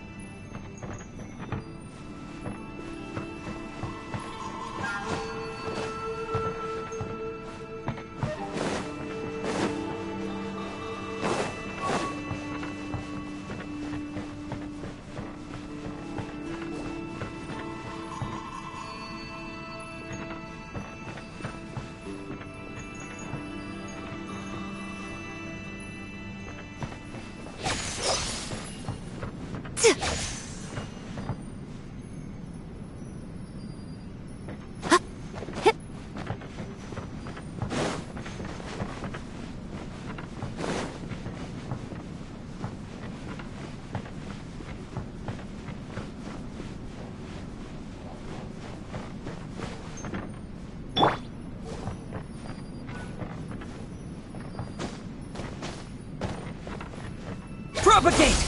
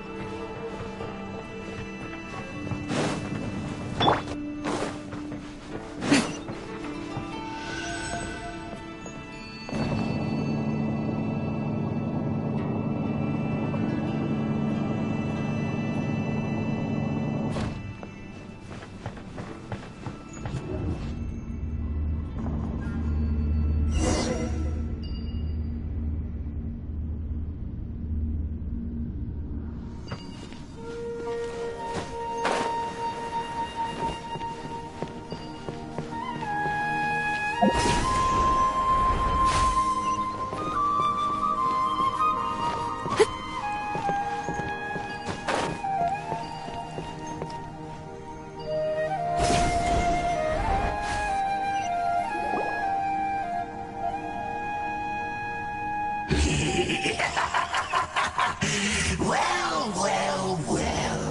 Looks like we meet again, traveler. The Abyss Herald!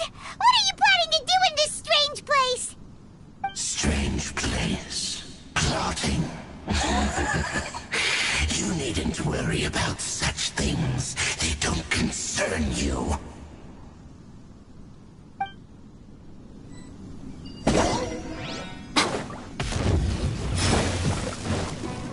Emerge. Right now. Right here.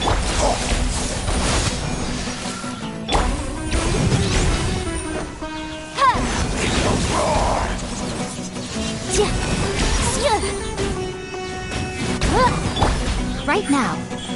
Emerge. Here!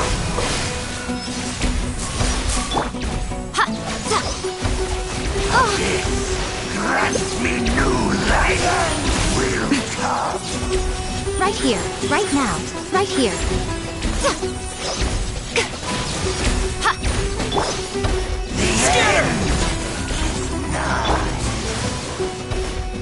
Motion to compel. I'm always... Huh? Why can't we beat this guy? Oh, Paimon doesn't get it! We faced others like him before! What's wrong this time? Traveler, though you may have managed to avert countless crises before, your good fortune was bound to end sooner or later. It's time you realize how weak and powerless you really are. Your sister. Oh, pitiful traveler. Are you really so ignorant? Or are you just living in complete denial? Her Highness has long since forsaken you. Your meager existence in her eyes is that of an annoying bug, only to be stepped upon. The bonds of love and family which drive you to find your sibling are utterly gone. Your journey is meaningless. But don't you fret now. Today will be your last. Now die!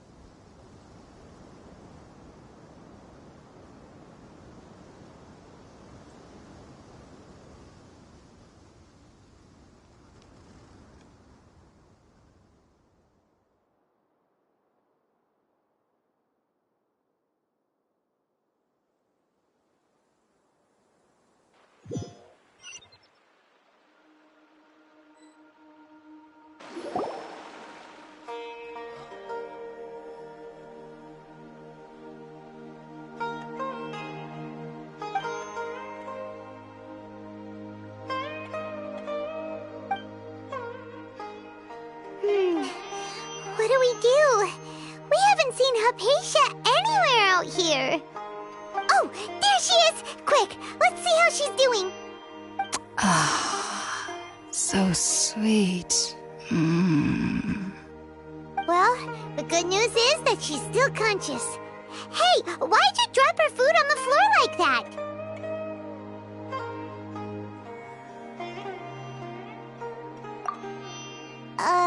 Are you okay? That's really not like you. Anyways, we can talk about this later. We better make sure she's alright first.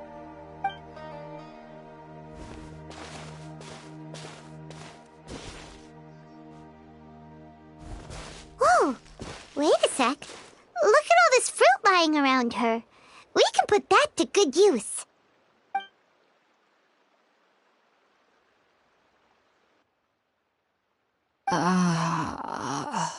Who is there? Tainari, is that you?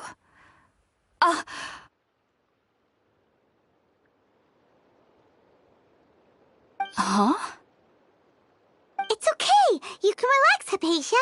Tainari sent us here to bring you some food and water. Here, we have a letter that he asked us to give you.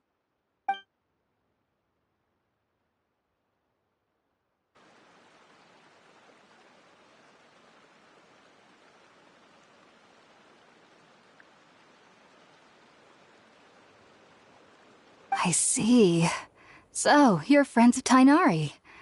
I apologize for all the trouble I've caused you. I'm grateful that you came so quickly to save me. You even brought all this fruit. Well, actually, we didn't bring the fruit. It was already here when we arrived. We were kind of wondering about that, actually. When we found you here, there was all this fruit lying around and even some juice dripping from your lips. How did you end up like this anyway? Oh, really? I seem to understand now. All the fruit was likely from my, neighbor. Must have come by and saw me like this. Your neighbor? You mean there's someone else living nearby? Oh? So you're able to see them too?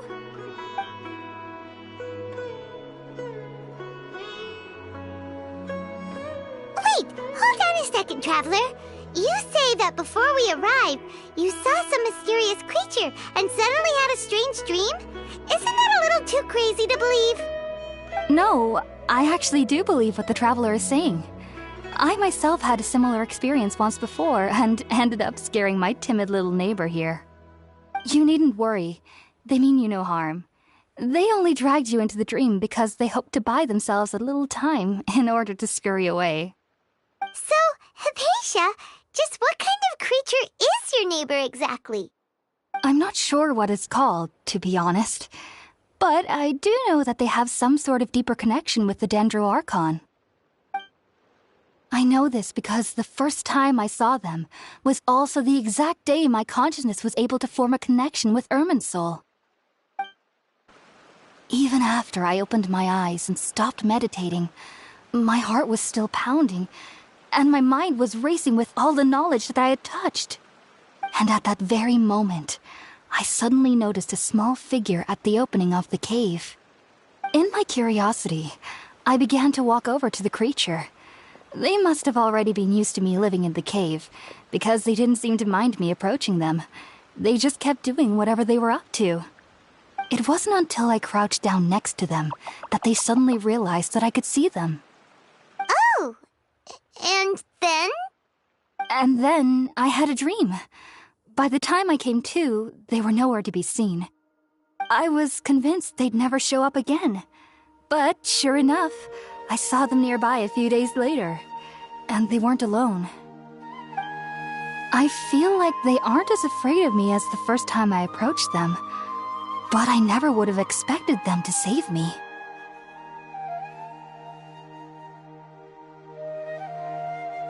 Yes, no doubt about that. By the way, Tainari mentioned in his letter that you had questions for me regarding Irminsul.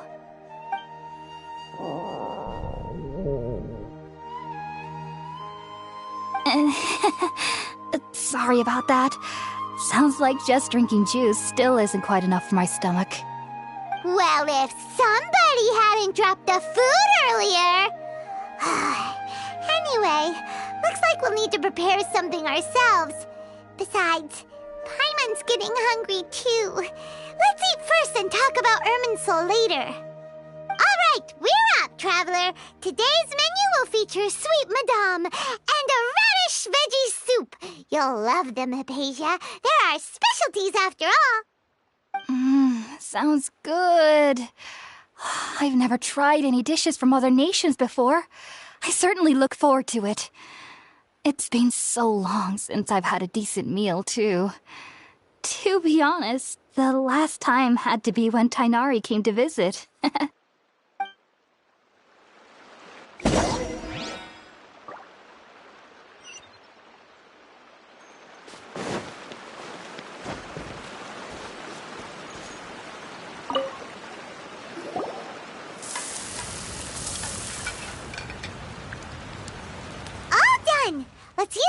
empty box that Tainari gave us since we already washed it.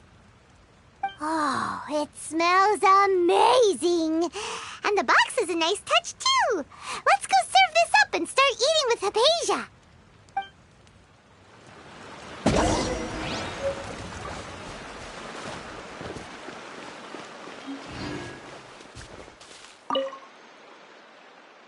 Are you already finished cooking? Smells delectable.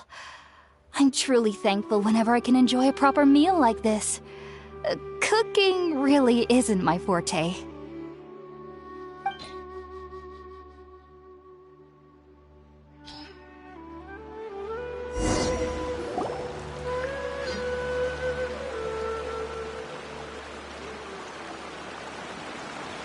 Even though everything you mentioned was in Tainari's letter, it's still hard to believe you were able to connect with Irminsul immediately after smelling Spiritborn eel for the first time. It took me nearly 3 years before I could do so. And everyone at the Academia even lauded me as a genius. You should know that some researchers spend their entire lives without ever successfully connecting with Irminsul as you have. So why does this incense allow people to connect to Irminsul? The ingredients used to make Spiritborn eel primarily consist of plants created by Greater Lord Rukkhadevata.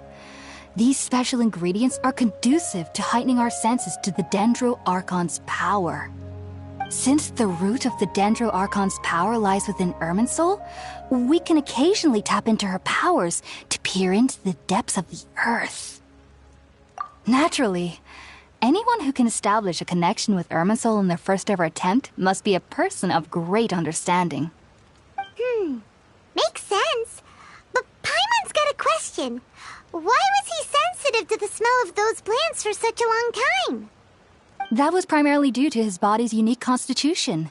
Stimulated by the incense, he could perceive the Dendro Archon's power and experienced a sensory overload, hence the adverse reactions. Taking in any scent similar to the ingredients of Spiritborn eel would cause adverse effects. Not to worry, though. It appears you've already fully recovered. Technically, your body should still be sensitive to the powers of the Dendro Archon, but unless you're using intentional meditation techniques, the scent of Spiritborn eel should no longer trigger such reactions. Whew. Well, that's a relief. I must admit, I am quite envious of your abilities.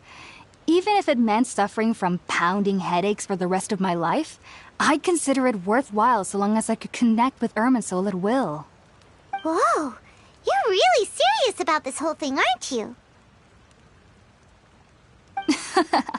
I am a researcher after all. As a member of the Ritaoist Darshan at the Academia, my main area of research is the stars and their connection to the fate of living beings. But there is still so much we don't know, especially regarding the mysteries that lie in the starry skies. Which is why I must turn to the all-knowing Irminsul for answers. If only my perception wasn't so limited. Unfortunately, I cannot guarantee that my every attempt to attune with Irminsul will be successful, or that doing so will leave my consciousness intact. I am currently in the stage of training known as Satyavada life. Many researchers in Sumeru have lost their minds while seeking to attune with Irminsul during this stage. Sages have said that Irminsul contains divine knowledge, and touching such knowledge without the proper preparations and abilities will only lead to one's mind caving in on itself. That's why we meditate alone. We need to ensure that our minds will be calm while minimizing the possibility of involving anyone else. Whoa, so knowledge from Irminsul can be super dangerous. Aren't you afraid of the risks, Hypatia? Of course I do. Especially during nights that are pitch black with no moonlight, and dead silent without even the sound of insects. However, I've been feeling better as of late. I don't get as scared anymore knowing that I have a little neighbor living nearby. I believe that being able to see them is a sort of blessing from the Dendro Archon. But what's strangest of all is that they're clearly an envoy of the God of Wisdom herself, and they have the curious power to make people dream. What's so strange about that? It doesn't sound so out of place for a divine being, does it? Well, it's strange because nearly nobody in Sumeru can ever dream. Oh, is that true? Yes, well, to an extent. Only children can dream in Sumeru. Adults, however, never do. The sages say that wisdom implies rationality, but that which occurs in dreams is often neither rational nor logical. Yes, if one struggles with anxieties, those emotions could influence their dreams. The fact that the people of Sumeru do not have dreams is seen as a blessing by the sages.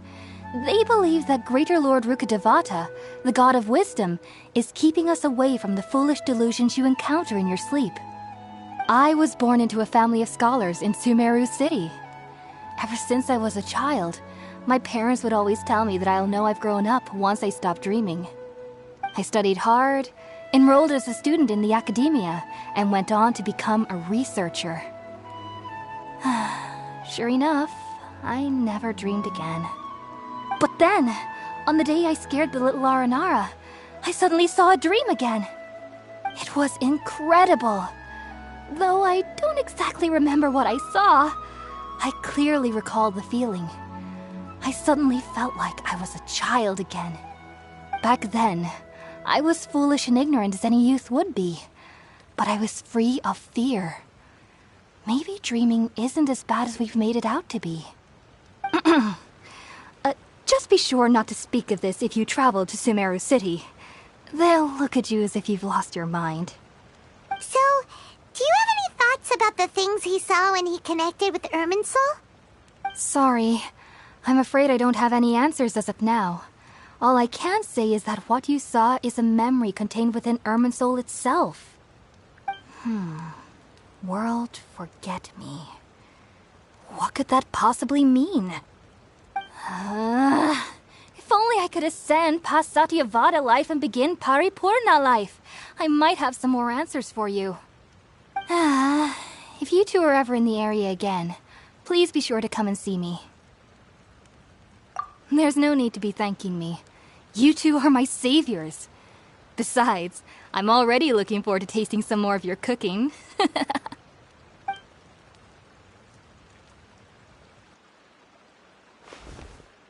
Now that we know Hypatia is alright and had the chance to ask her some questions, Paimon thinks it's about time to head back to Gandharvaville.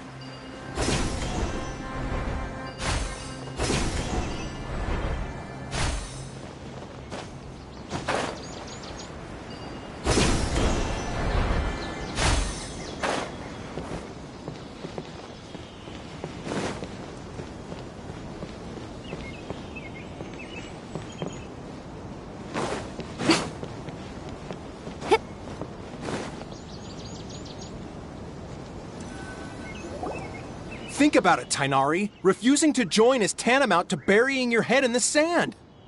I understand that you're a forest watcher and that it's your duty to combat the effects of withering zones. But isn't it evident that such work is not a lasting solution to the problem? As Sage Kage clearly stated, your presence and guidance in Sumeru City is pivotal in finding a cure for Irminsul. How could you possibly refuse? Keep your emotions in check, Ghulam. Let's at least listen to Tainari's reason for declining. We're here to invite him to the Academia, not to cause a scene. Sage Kage, I am truly honored that you came here in person, but I'm afraid I must still decline your invitation. I am merely a forest watcher. How could the great minds of the Haravatat have any need of someone like me? Well, it turns out that your refusal letter had some implications on your master's reputation. He is a renowned sage of the Immorta, after all. So now I've come here in his stead. I see. Huh. And I figured that given his temper, he would come here and berate me personally. Tainari, your master is an integral part of this effort, and now he requires your assistance. And what exactly does my master need of me, Sage Kage? You'll know once you've arrived in Sumeru City, that is. And how long will I be required to stay? There's no definite answer as of now. Do you mean to tell me that despite coming all the way here to Gandharvaville, you still can't answer the questions I laid out in the letter to my master? If that's the case, then I'm afraid I cannot give you a definite answer either. Tainari, but you... So be it. Come, Ghulam, we're leaving.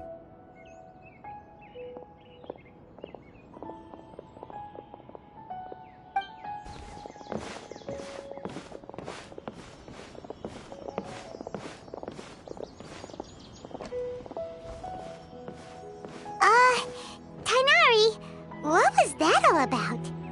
It's nothing. Some people from the Academia wanted me to go to Sumeru City to assist them with a project, but I had to refuse on account of all my responsibilities here. But all that can wait. How did things go with Hypatia?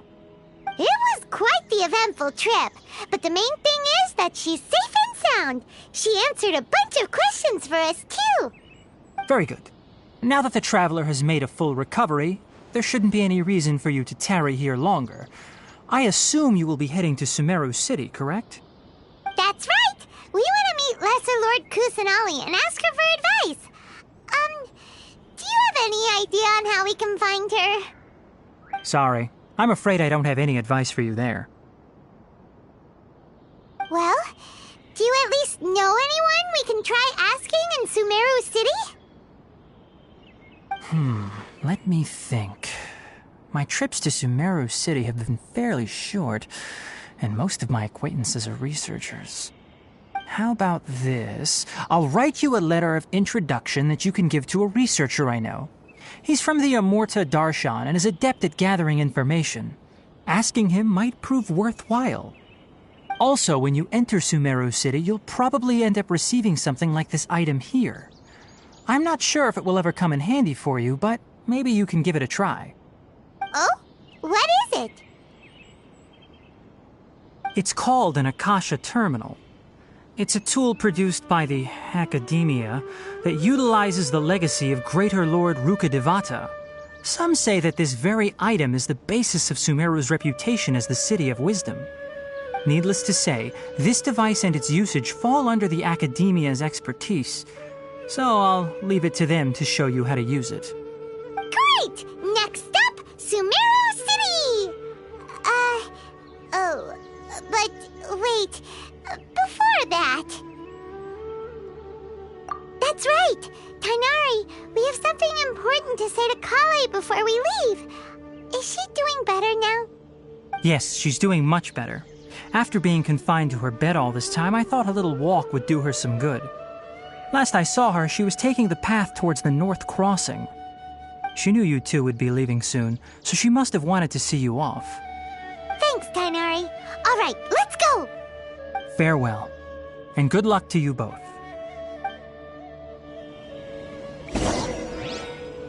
the next interview. I think I'll start with these questions.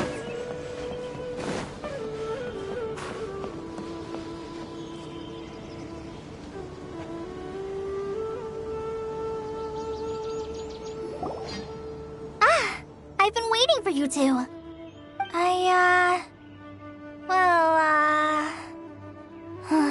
Never mind. I guess I should just wish you two a safe and successful journey. Thanks for waiting here just to see us off, Kale. We're headed to Sumeru City. Don't worry about me. I can take care of myself. My condition won't be getting in the way of my duties. I want to be a forest ranger after all. It's up to me and the others to protect the rainforest here. And, I'm sorry. I should have told you both about my condition when we first met. I just wanted you two to treat me as a normal friend, not some girl that needs your sympathy. But I guess now I understand that the most important thing is for friends to be genuine with one another. There's no need to apologize, Kale. We should be thanking you for trusting us enough to be your friends and sharing your past with us. We're probably still gonna worry about your condition, but that's because we're friends and we care about you. Thank you. That means a lot. Before you leave, I have something for you. Oh? What is it? It's my recipe for pita pockets. I told you that I'd give you a copy, remember? My handwriting is a little, messy, so please don't laugh.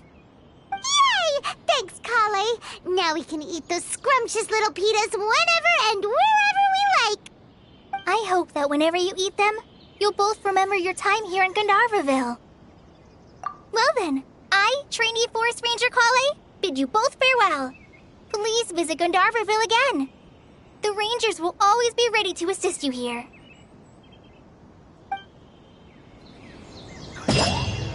Single one missing.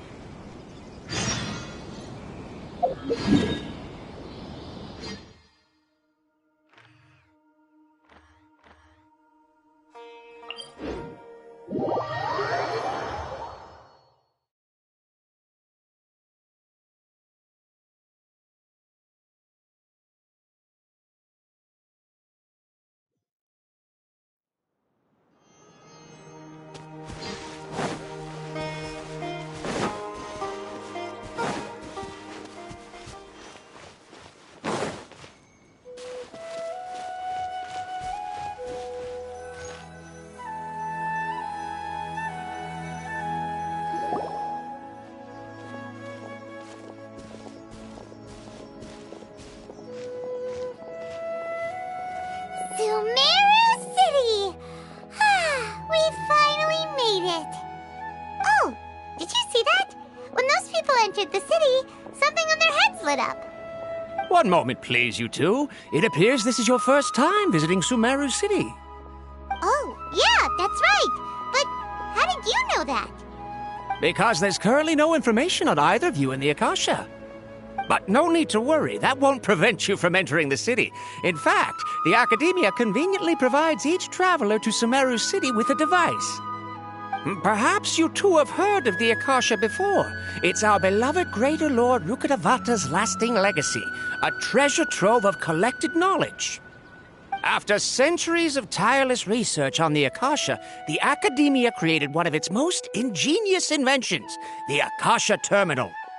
As long as you are within Sumeru's borders, you may use an Akasha terminal to connect directly to the Akasha and access any knowledge you need.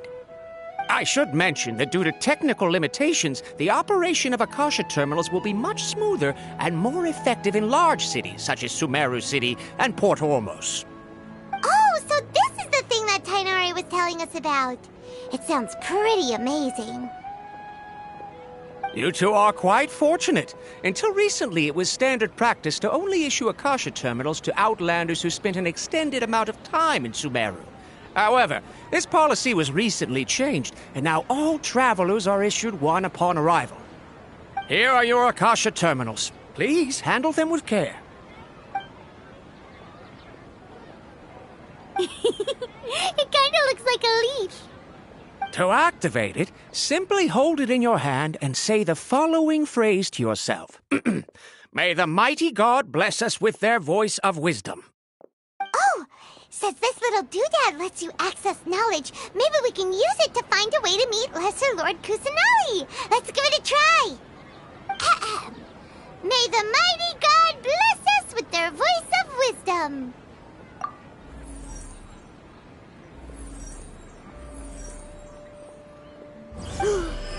Whoa! Just now, something clicked, and Paimon suddenly knew how to use this thing.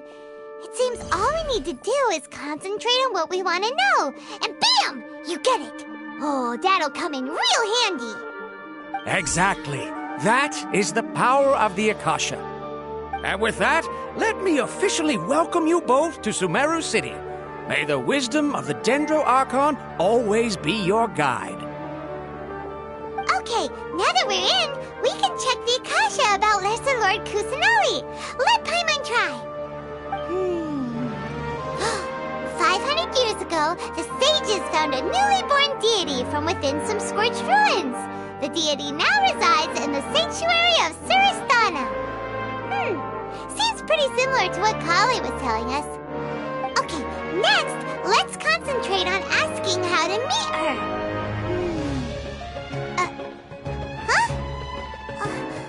Paimon doesn't sense anything.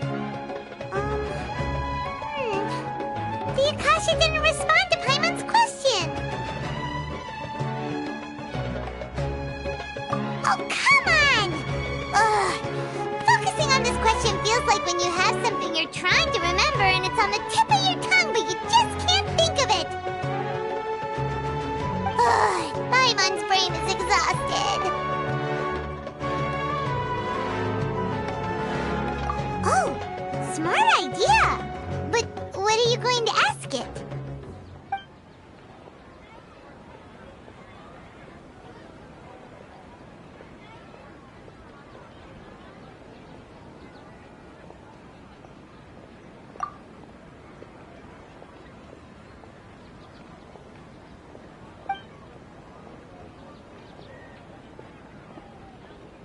Huh.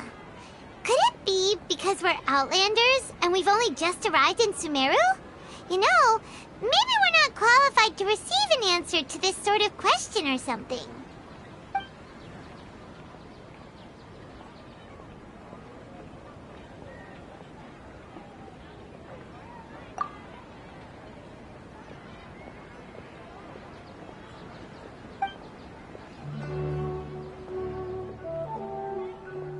Uh-oh. Paimon's getting all teary-eyed all of a sudden. It feels like the people of Sumeru really miss their Archon.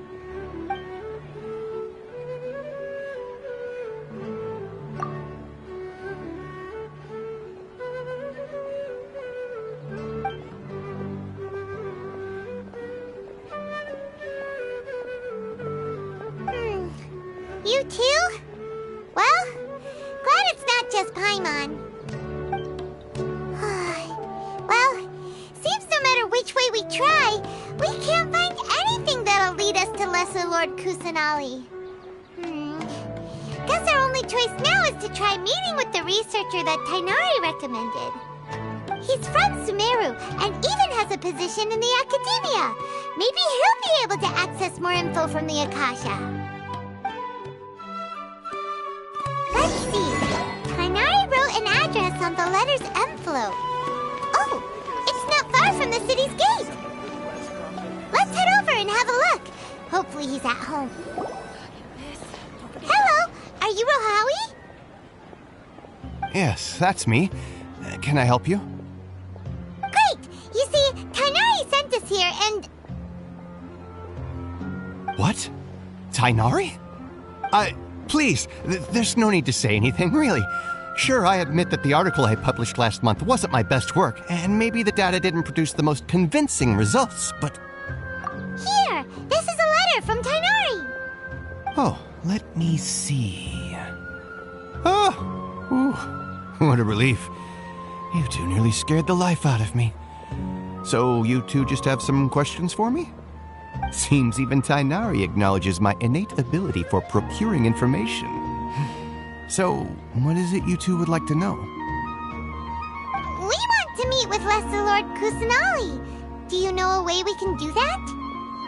You mean you want to meet the Dendro Archon herself? This isn't exactly my area of expertise, but let me see what I can find in the Akasha.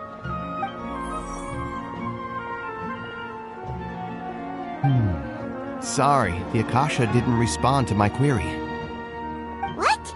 You too? But what about your abilities for getting information and all that? Paimon was sure you'd be able to access more info than we did. Well, as I said, this isn't my area of expertise.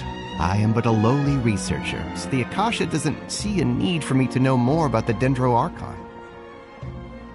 All I know is that ever since Lesser Lord Kusanali returned to Sumeru, she's never left the Sanctuary of Sorasthana or made a public appearance. Huh. Didn't expect her to be such a mysterious figure.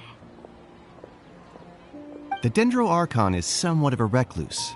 Perhaps she just doesn't want to entertain visitors, which would explain the lack of information in the Akasha. But then what can we do? No need to worry just yet. I'm only hypothesizing here. You could certainly try asking around and see if anyone else has ideas. And besides, you two should consider the bright side of things. Not being able to see Lesser Lord Kusanali may not be a bad thing. In this world, there will always be information you cannot obtain from the Akasha and things you can never accomplish. Knowing when to yield is a form of wisdom. Take me, for example. It's a miracle if my brain cells can spit out one paper every 3 years. But Tainari? That guy can publish 3 papers in just a single year. Okay. Thanks for your advice. Don't mention it. If you two ever want information about things like who's been promoted within the academia or relations between the 6 great sages, come find me.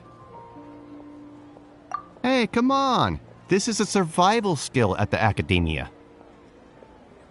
Oh, Paimon's expectations were pretty low, but this is so low it's like digging holes in the dirt. So what do we do now? Even if we want to talk to someone, we don't know anybody here. Huh? Like who? Oh, you're right! Catherine! The Adventurers Guild has its own intel network. Let's hurry and find her.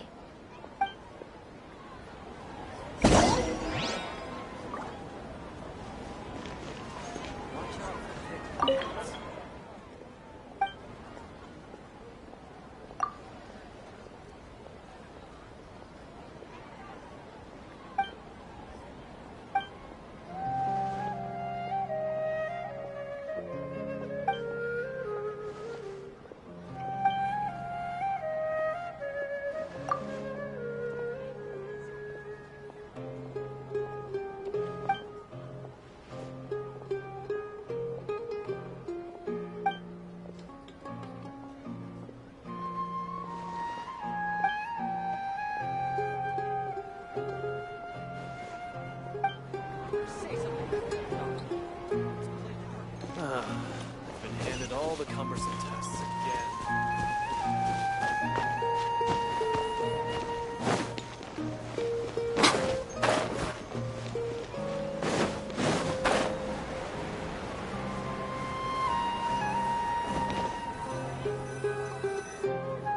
Ad Astra Abyssosk. Hello, Traveler and Paimon. Catherine, we need your help with something. Understood. The Adventurers Guild is always ready to serve you.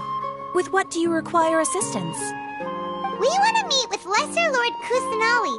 Do you know a way we can do that? You two wish to meet with Sumeru's Archon. Understood. Please wait.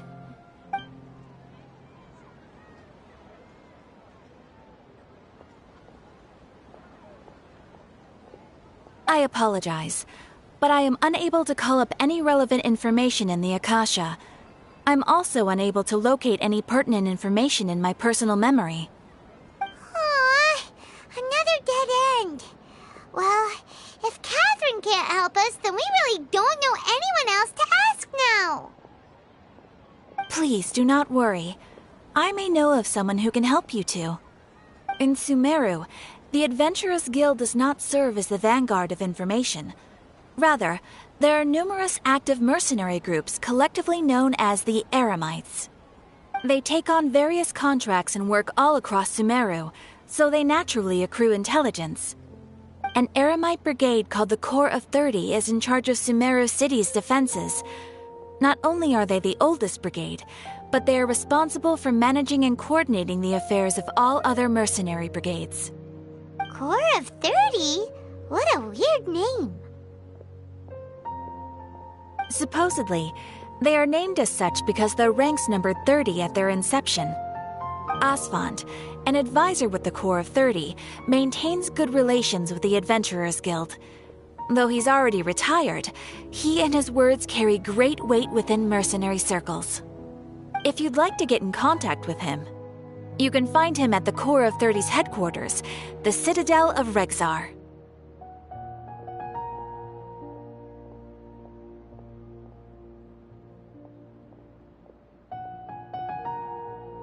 You're welcome.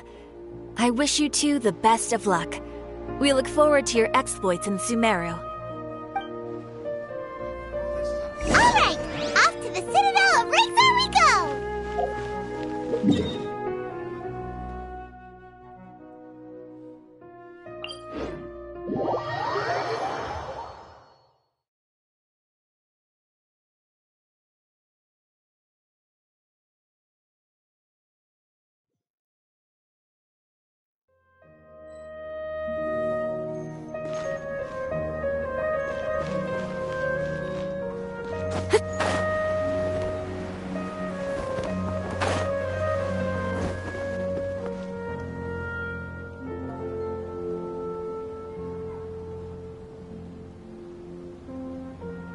Welcome.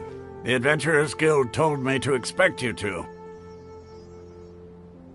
It's nice to meet you, Asfand. We'd like to ask you about something.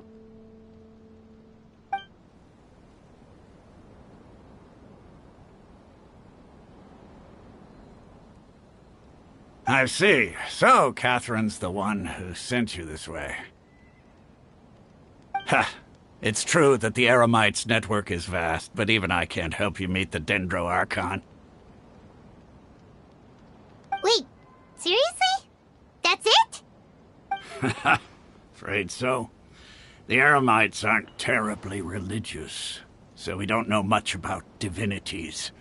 As far as the Akasha goes, we can access even less than you. We originally came from the desert. The gods there died off long ago. Since those days, we've used our own two hands to carve out a living. We don't beg gods for their aid. It isn't just us, though. If you ask me, I think most in Sumeru aren't interested in Lesser Lord Kusanali. Oh? Why's that? Just take the Academia, for example. They're the ones who truly rule Sumeru. Although they believe in gods, most of them only care for the late Greater Lord Rugudevada.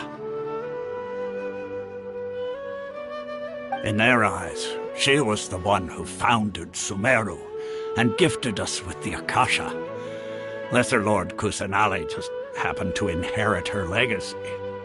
Because of the Academia's influence, most citizens are more familiar with Greater Lord Rugudevada and hold her in greater esteem. Not to mention that Lesser Lord Kusanali never makes an appearance, and the Academia never announces anything about her. As far as the people of Sumeru are concerned, she's just a god that exists. And that's all. Really? Aw. After hearing all of that, Paimon sort of feels bad for Lesser Lord Kusanali. Ha! But who knows? We're all just guessing when it comes down to it. Besides, I'm sure the God of Wisdom doesn't worry about her reputation among people like us. All right. Well, thanks for the info, Asfand. No problem. Always happy to help out the Adventurers Guild.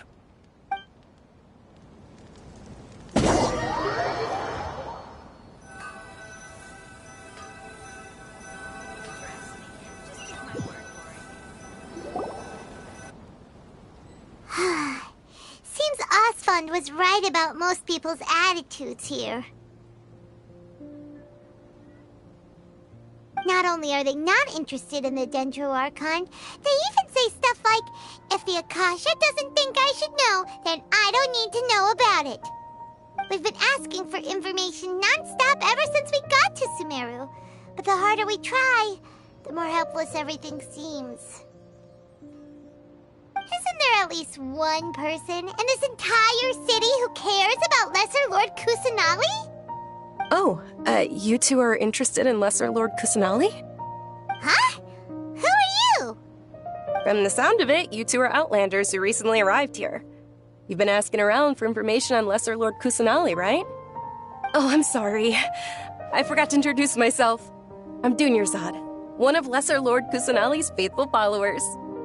Whoa, really? Then do you know how we can meet with her? I'm afraid I can't help you with that. But your conversation earlier did happen to remind me of a legend about the Dendro Archon. Sure. It goes like this. Long, long ago, there was a man who heard a prophecy. It predicted that a great calamity was about to befall him. Panicked by what he heard, the man sought out the Dendro Archon in hopes that she would bless him with the wisdom to help him escape his predicament. The man journeyed across deserts and through rainforests and experienced tribulations of every kind. However, he still couldn't find any trace of the Dendro Archon.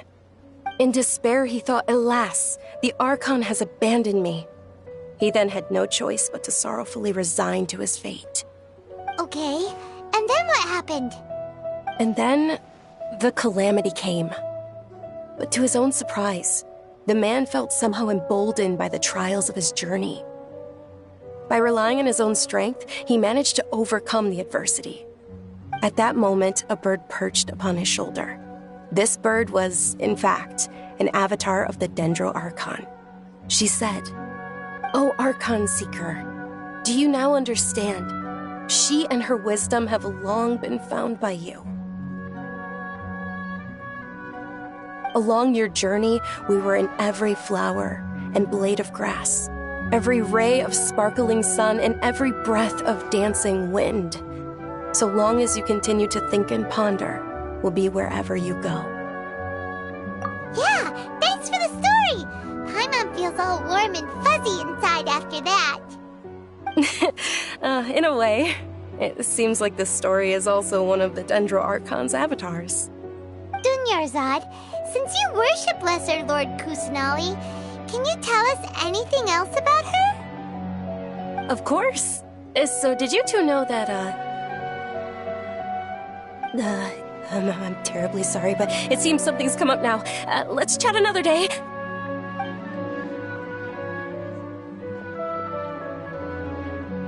Hey, wait!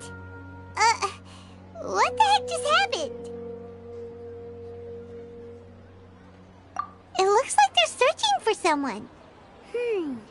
Dunyarzad was acting super nervous just now. You think they're looking for her? This stinks! We finally managed to find a lead about Lesser Lord Kusanali! We can't let them get in the way now! Let's see if we can get rid of them. Then we can catch up with Dunyarzad! Hey, have you two seen a brown-haired girl wearing a purple top and a long blue dress? We're looking for her. Did she have bandages wrapped around her wrists? Yes, that's her. Did you see which direction she went? Yeah, she went that way. Quick, after her!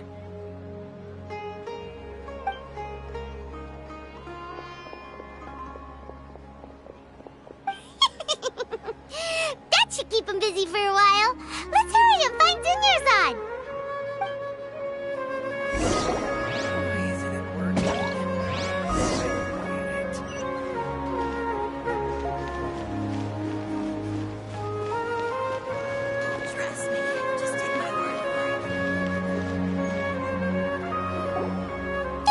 Dunyarzad, we thought you might have been long gone by now. Oh, it's you two. Oh, you startled me there. You can relax now. We threw those people looking for you off the trail. Really? Thank you so much. Unfortunately, I believe there's still more of them out there looking for me.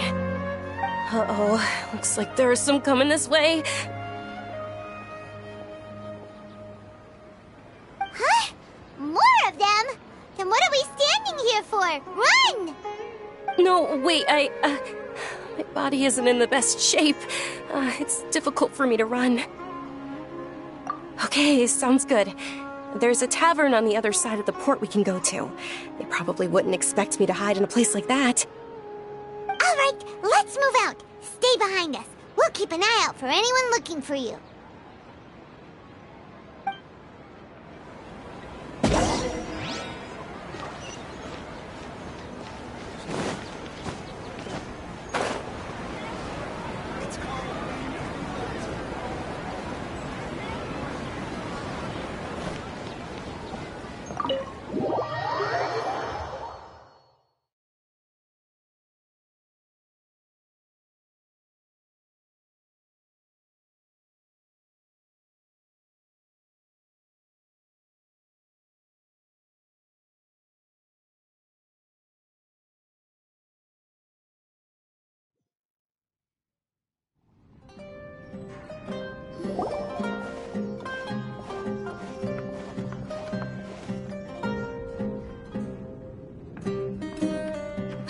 We made it.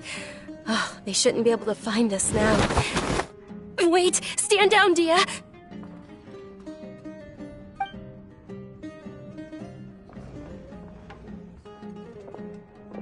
My lady, who are these two? They're travelers that I met on the street just a moment ago. They happened to notice that you were all searching for me, so they helped me hide. I see.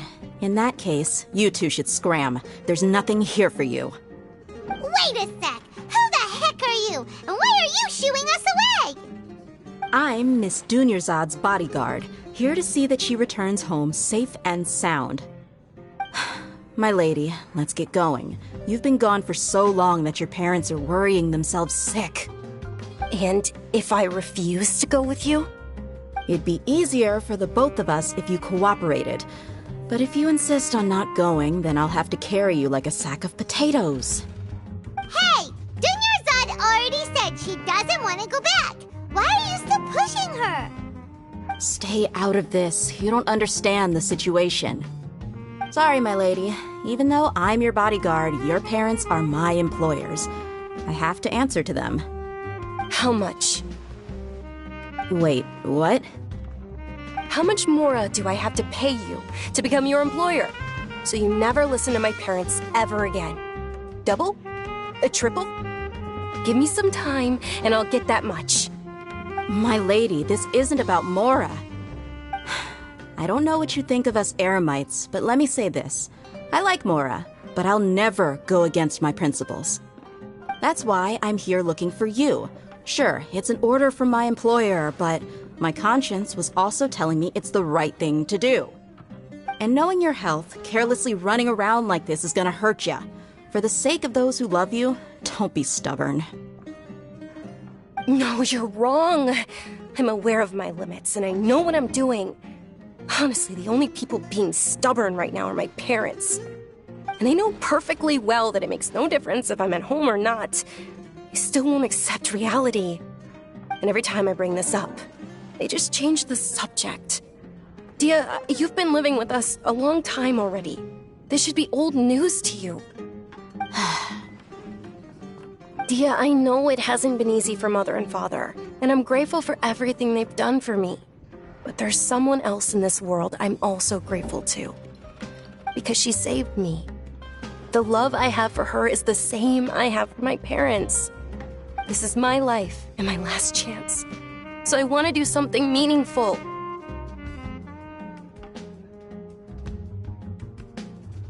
My lady, are you sure what you're doing now is meaningful? Yes, I'm sure.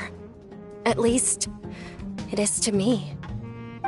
Fine, I won't ask you to return home anymore. But let me make something very clear.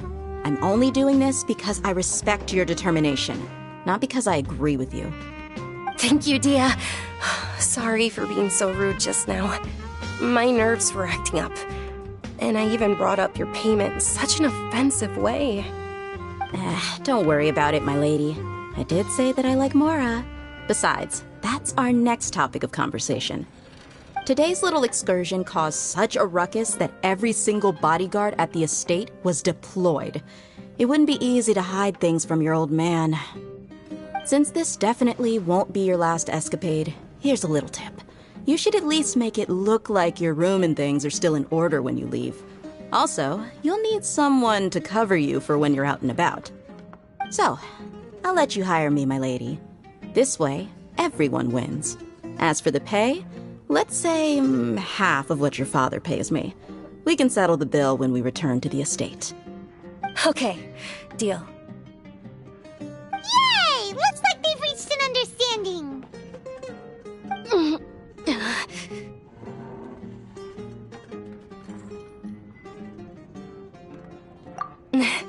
I'm fine, really. I just feel a little tired now that things have calmed down. My lady, stop trying to look tough. We're already in a tavern, so let's rest up and grab some grub. I'm sorry for worrying you two. If you don't mind, I'd like for you to join us. Sure! After you rest up, we want to hear more about Lesser Lord Kusanali.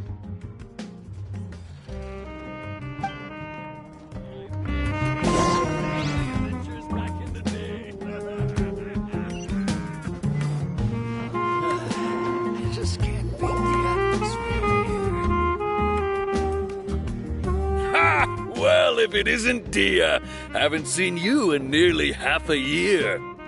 Word on the street is that you're a bodyguard for the Homayani family now.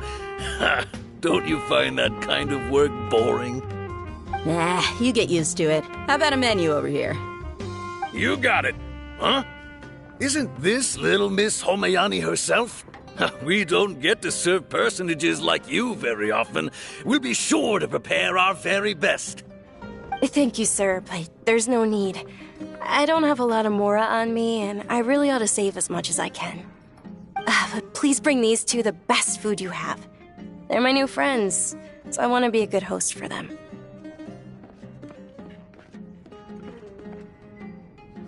Yeah, we're already super grateful for everything you told us about Lesser Lord Kusanali. How about our coconut charcoal cakes? They're our signature snack, and they run cheap. Look, other customers over there are eating some now. They look kind of burnt and dry. Paimon will pass. Hey, come on! Paimon has personal preferences too, you know. Dunyarzad, we asked a lot of people when we first arrived, and almost nobody was interested in Lesser Lord Kusanali. So, what made you want to follow her? Well, remember when you asked me if I knew how to meet the Dendro Archon? Even though I don't know how, I think I've actually seen her before. Huh? Really? Yes, it was when I was a child. At the time, my illness had kept me bedridden for the better part of a year. I was stuck inside and couldn't make any friends, and my parents did their best to find treatments for me. But even then, the Akasha didn't have any helpful information. My younger self no longer had any hopes or dreams. One flare-up was so bad that I was in a semi-conscious state for several days. Then one night, I woke up alone in my room. I was terrified. My body was paralyzed. Even if I cried, there was no sound. At that moment, an ethereal voice spoke in my mind. Dunyarzad, don't be scared. You don't have to cry. Dunyarzad, don't be scared. You don't have to cry. Who are you?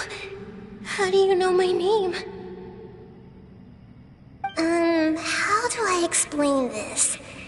You might not be able to understand, but actually, I know everything about you. Really? Of course. I know that you're scared of thunder, that you hate taking medicine every morning, and that you love counting the petals on your mom's skirt. Wow, you really do know everything. Dunyarzad, is there anything you want? Want? Not really. I can't go anywhere or do anything. Huh? But aren't you a child? All children have wishes. Tell me what you want, and maybe I can make it happen. But can you make my illness go away? Oh. I'm sorry. But I'm not powerful enough to do that right now. Then, can you be my friend? After that, the voice said, "Okay, I'll be your friend." Although my body was suffering during those days, that voice encouraged me and told me many wondrous things. Beyond my window was the flourishing Sumeru city.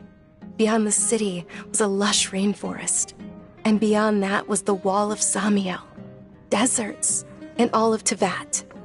Once I finally made it through that bout of illness, I couldn't hear that voice anymore. I told my mother about it, but she said that I must have been dreaming. But I know that that voice wasn't a figment of my imagination. Before that, I had never heard of Tevat.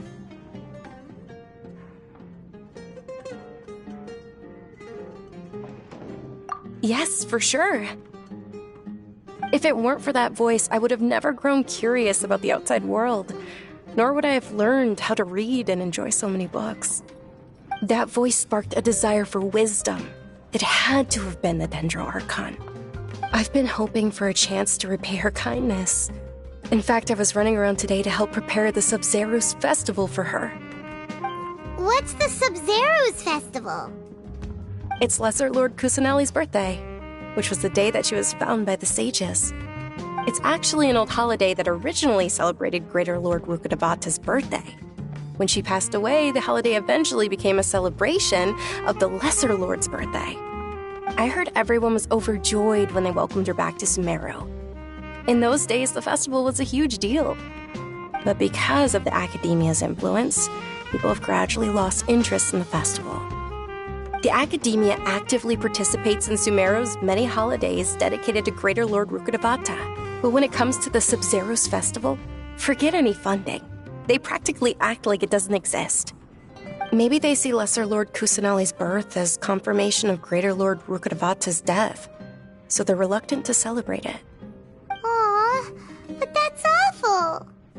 It is. It's absolutely terrible. Sure, the Greater Lord founded Sumeru, but hasn't Lesser Lord Kusanali been the one quietly protecting us for the past few hundred years? Just remember that we're still out in public. Don't get too carried away now. I know that people over by the Grand Bazaar still hold the Sub-Zero's festival to this day. But I hadn't met any of them before, so I was never able to contribute. But recently, I made a friend there who also follows Lesser Lord Kusanali. I gave her my savings because I want her to throw a wonderful festival this year. That's the least I could do for Lesser Lord Kusanali. Hold on, my lady. Does this friend happen to be Nilu, the one who sends flowers to the estate? Yes, that's her. I saw her leaving the other day with a nervous look on her face. It seemed like she was hiding something in her arms. Did you give her something? Yes. Initially, I didn't have much more prepared, so I had Nilu sell one of my skirts. I've agreed with Nilu to meet up at the Grand Bazaar today and see how things are coming along. Dia, would you accompany me? Sure. That's quite the trip, though. I'll carry you. No, that would be too much, even for you.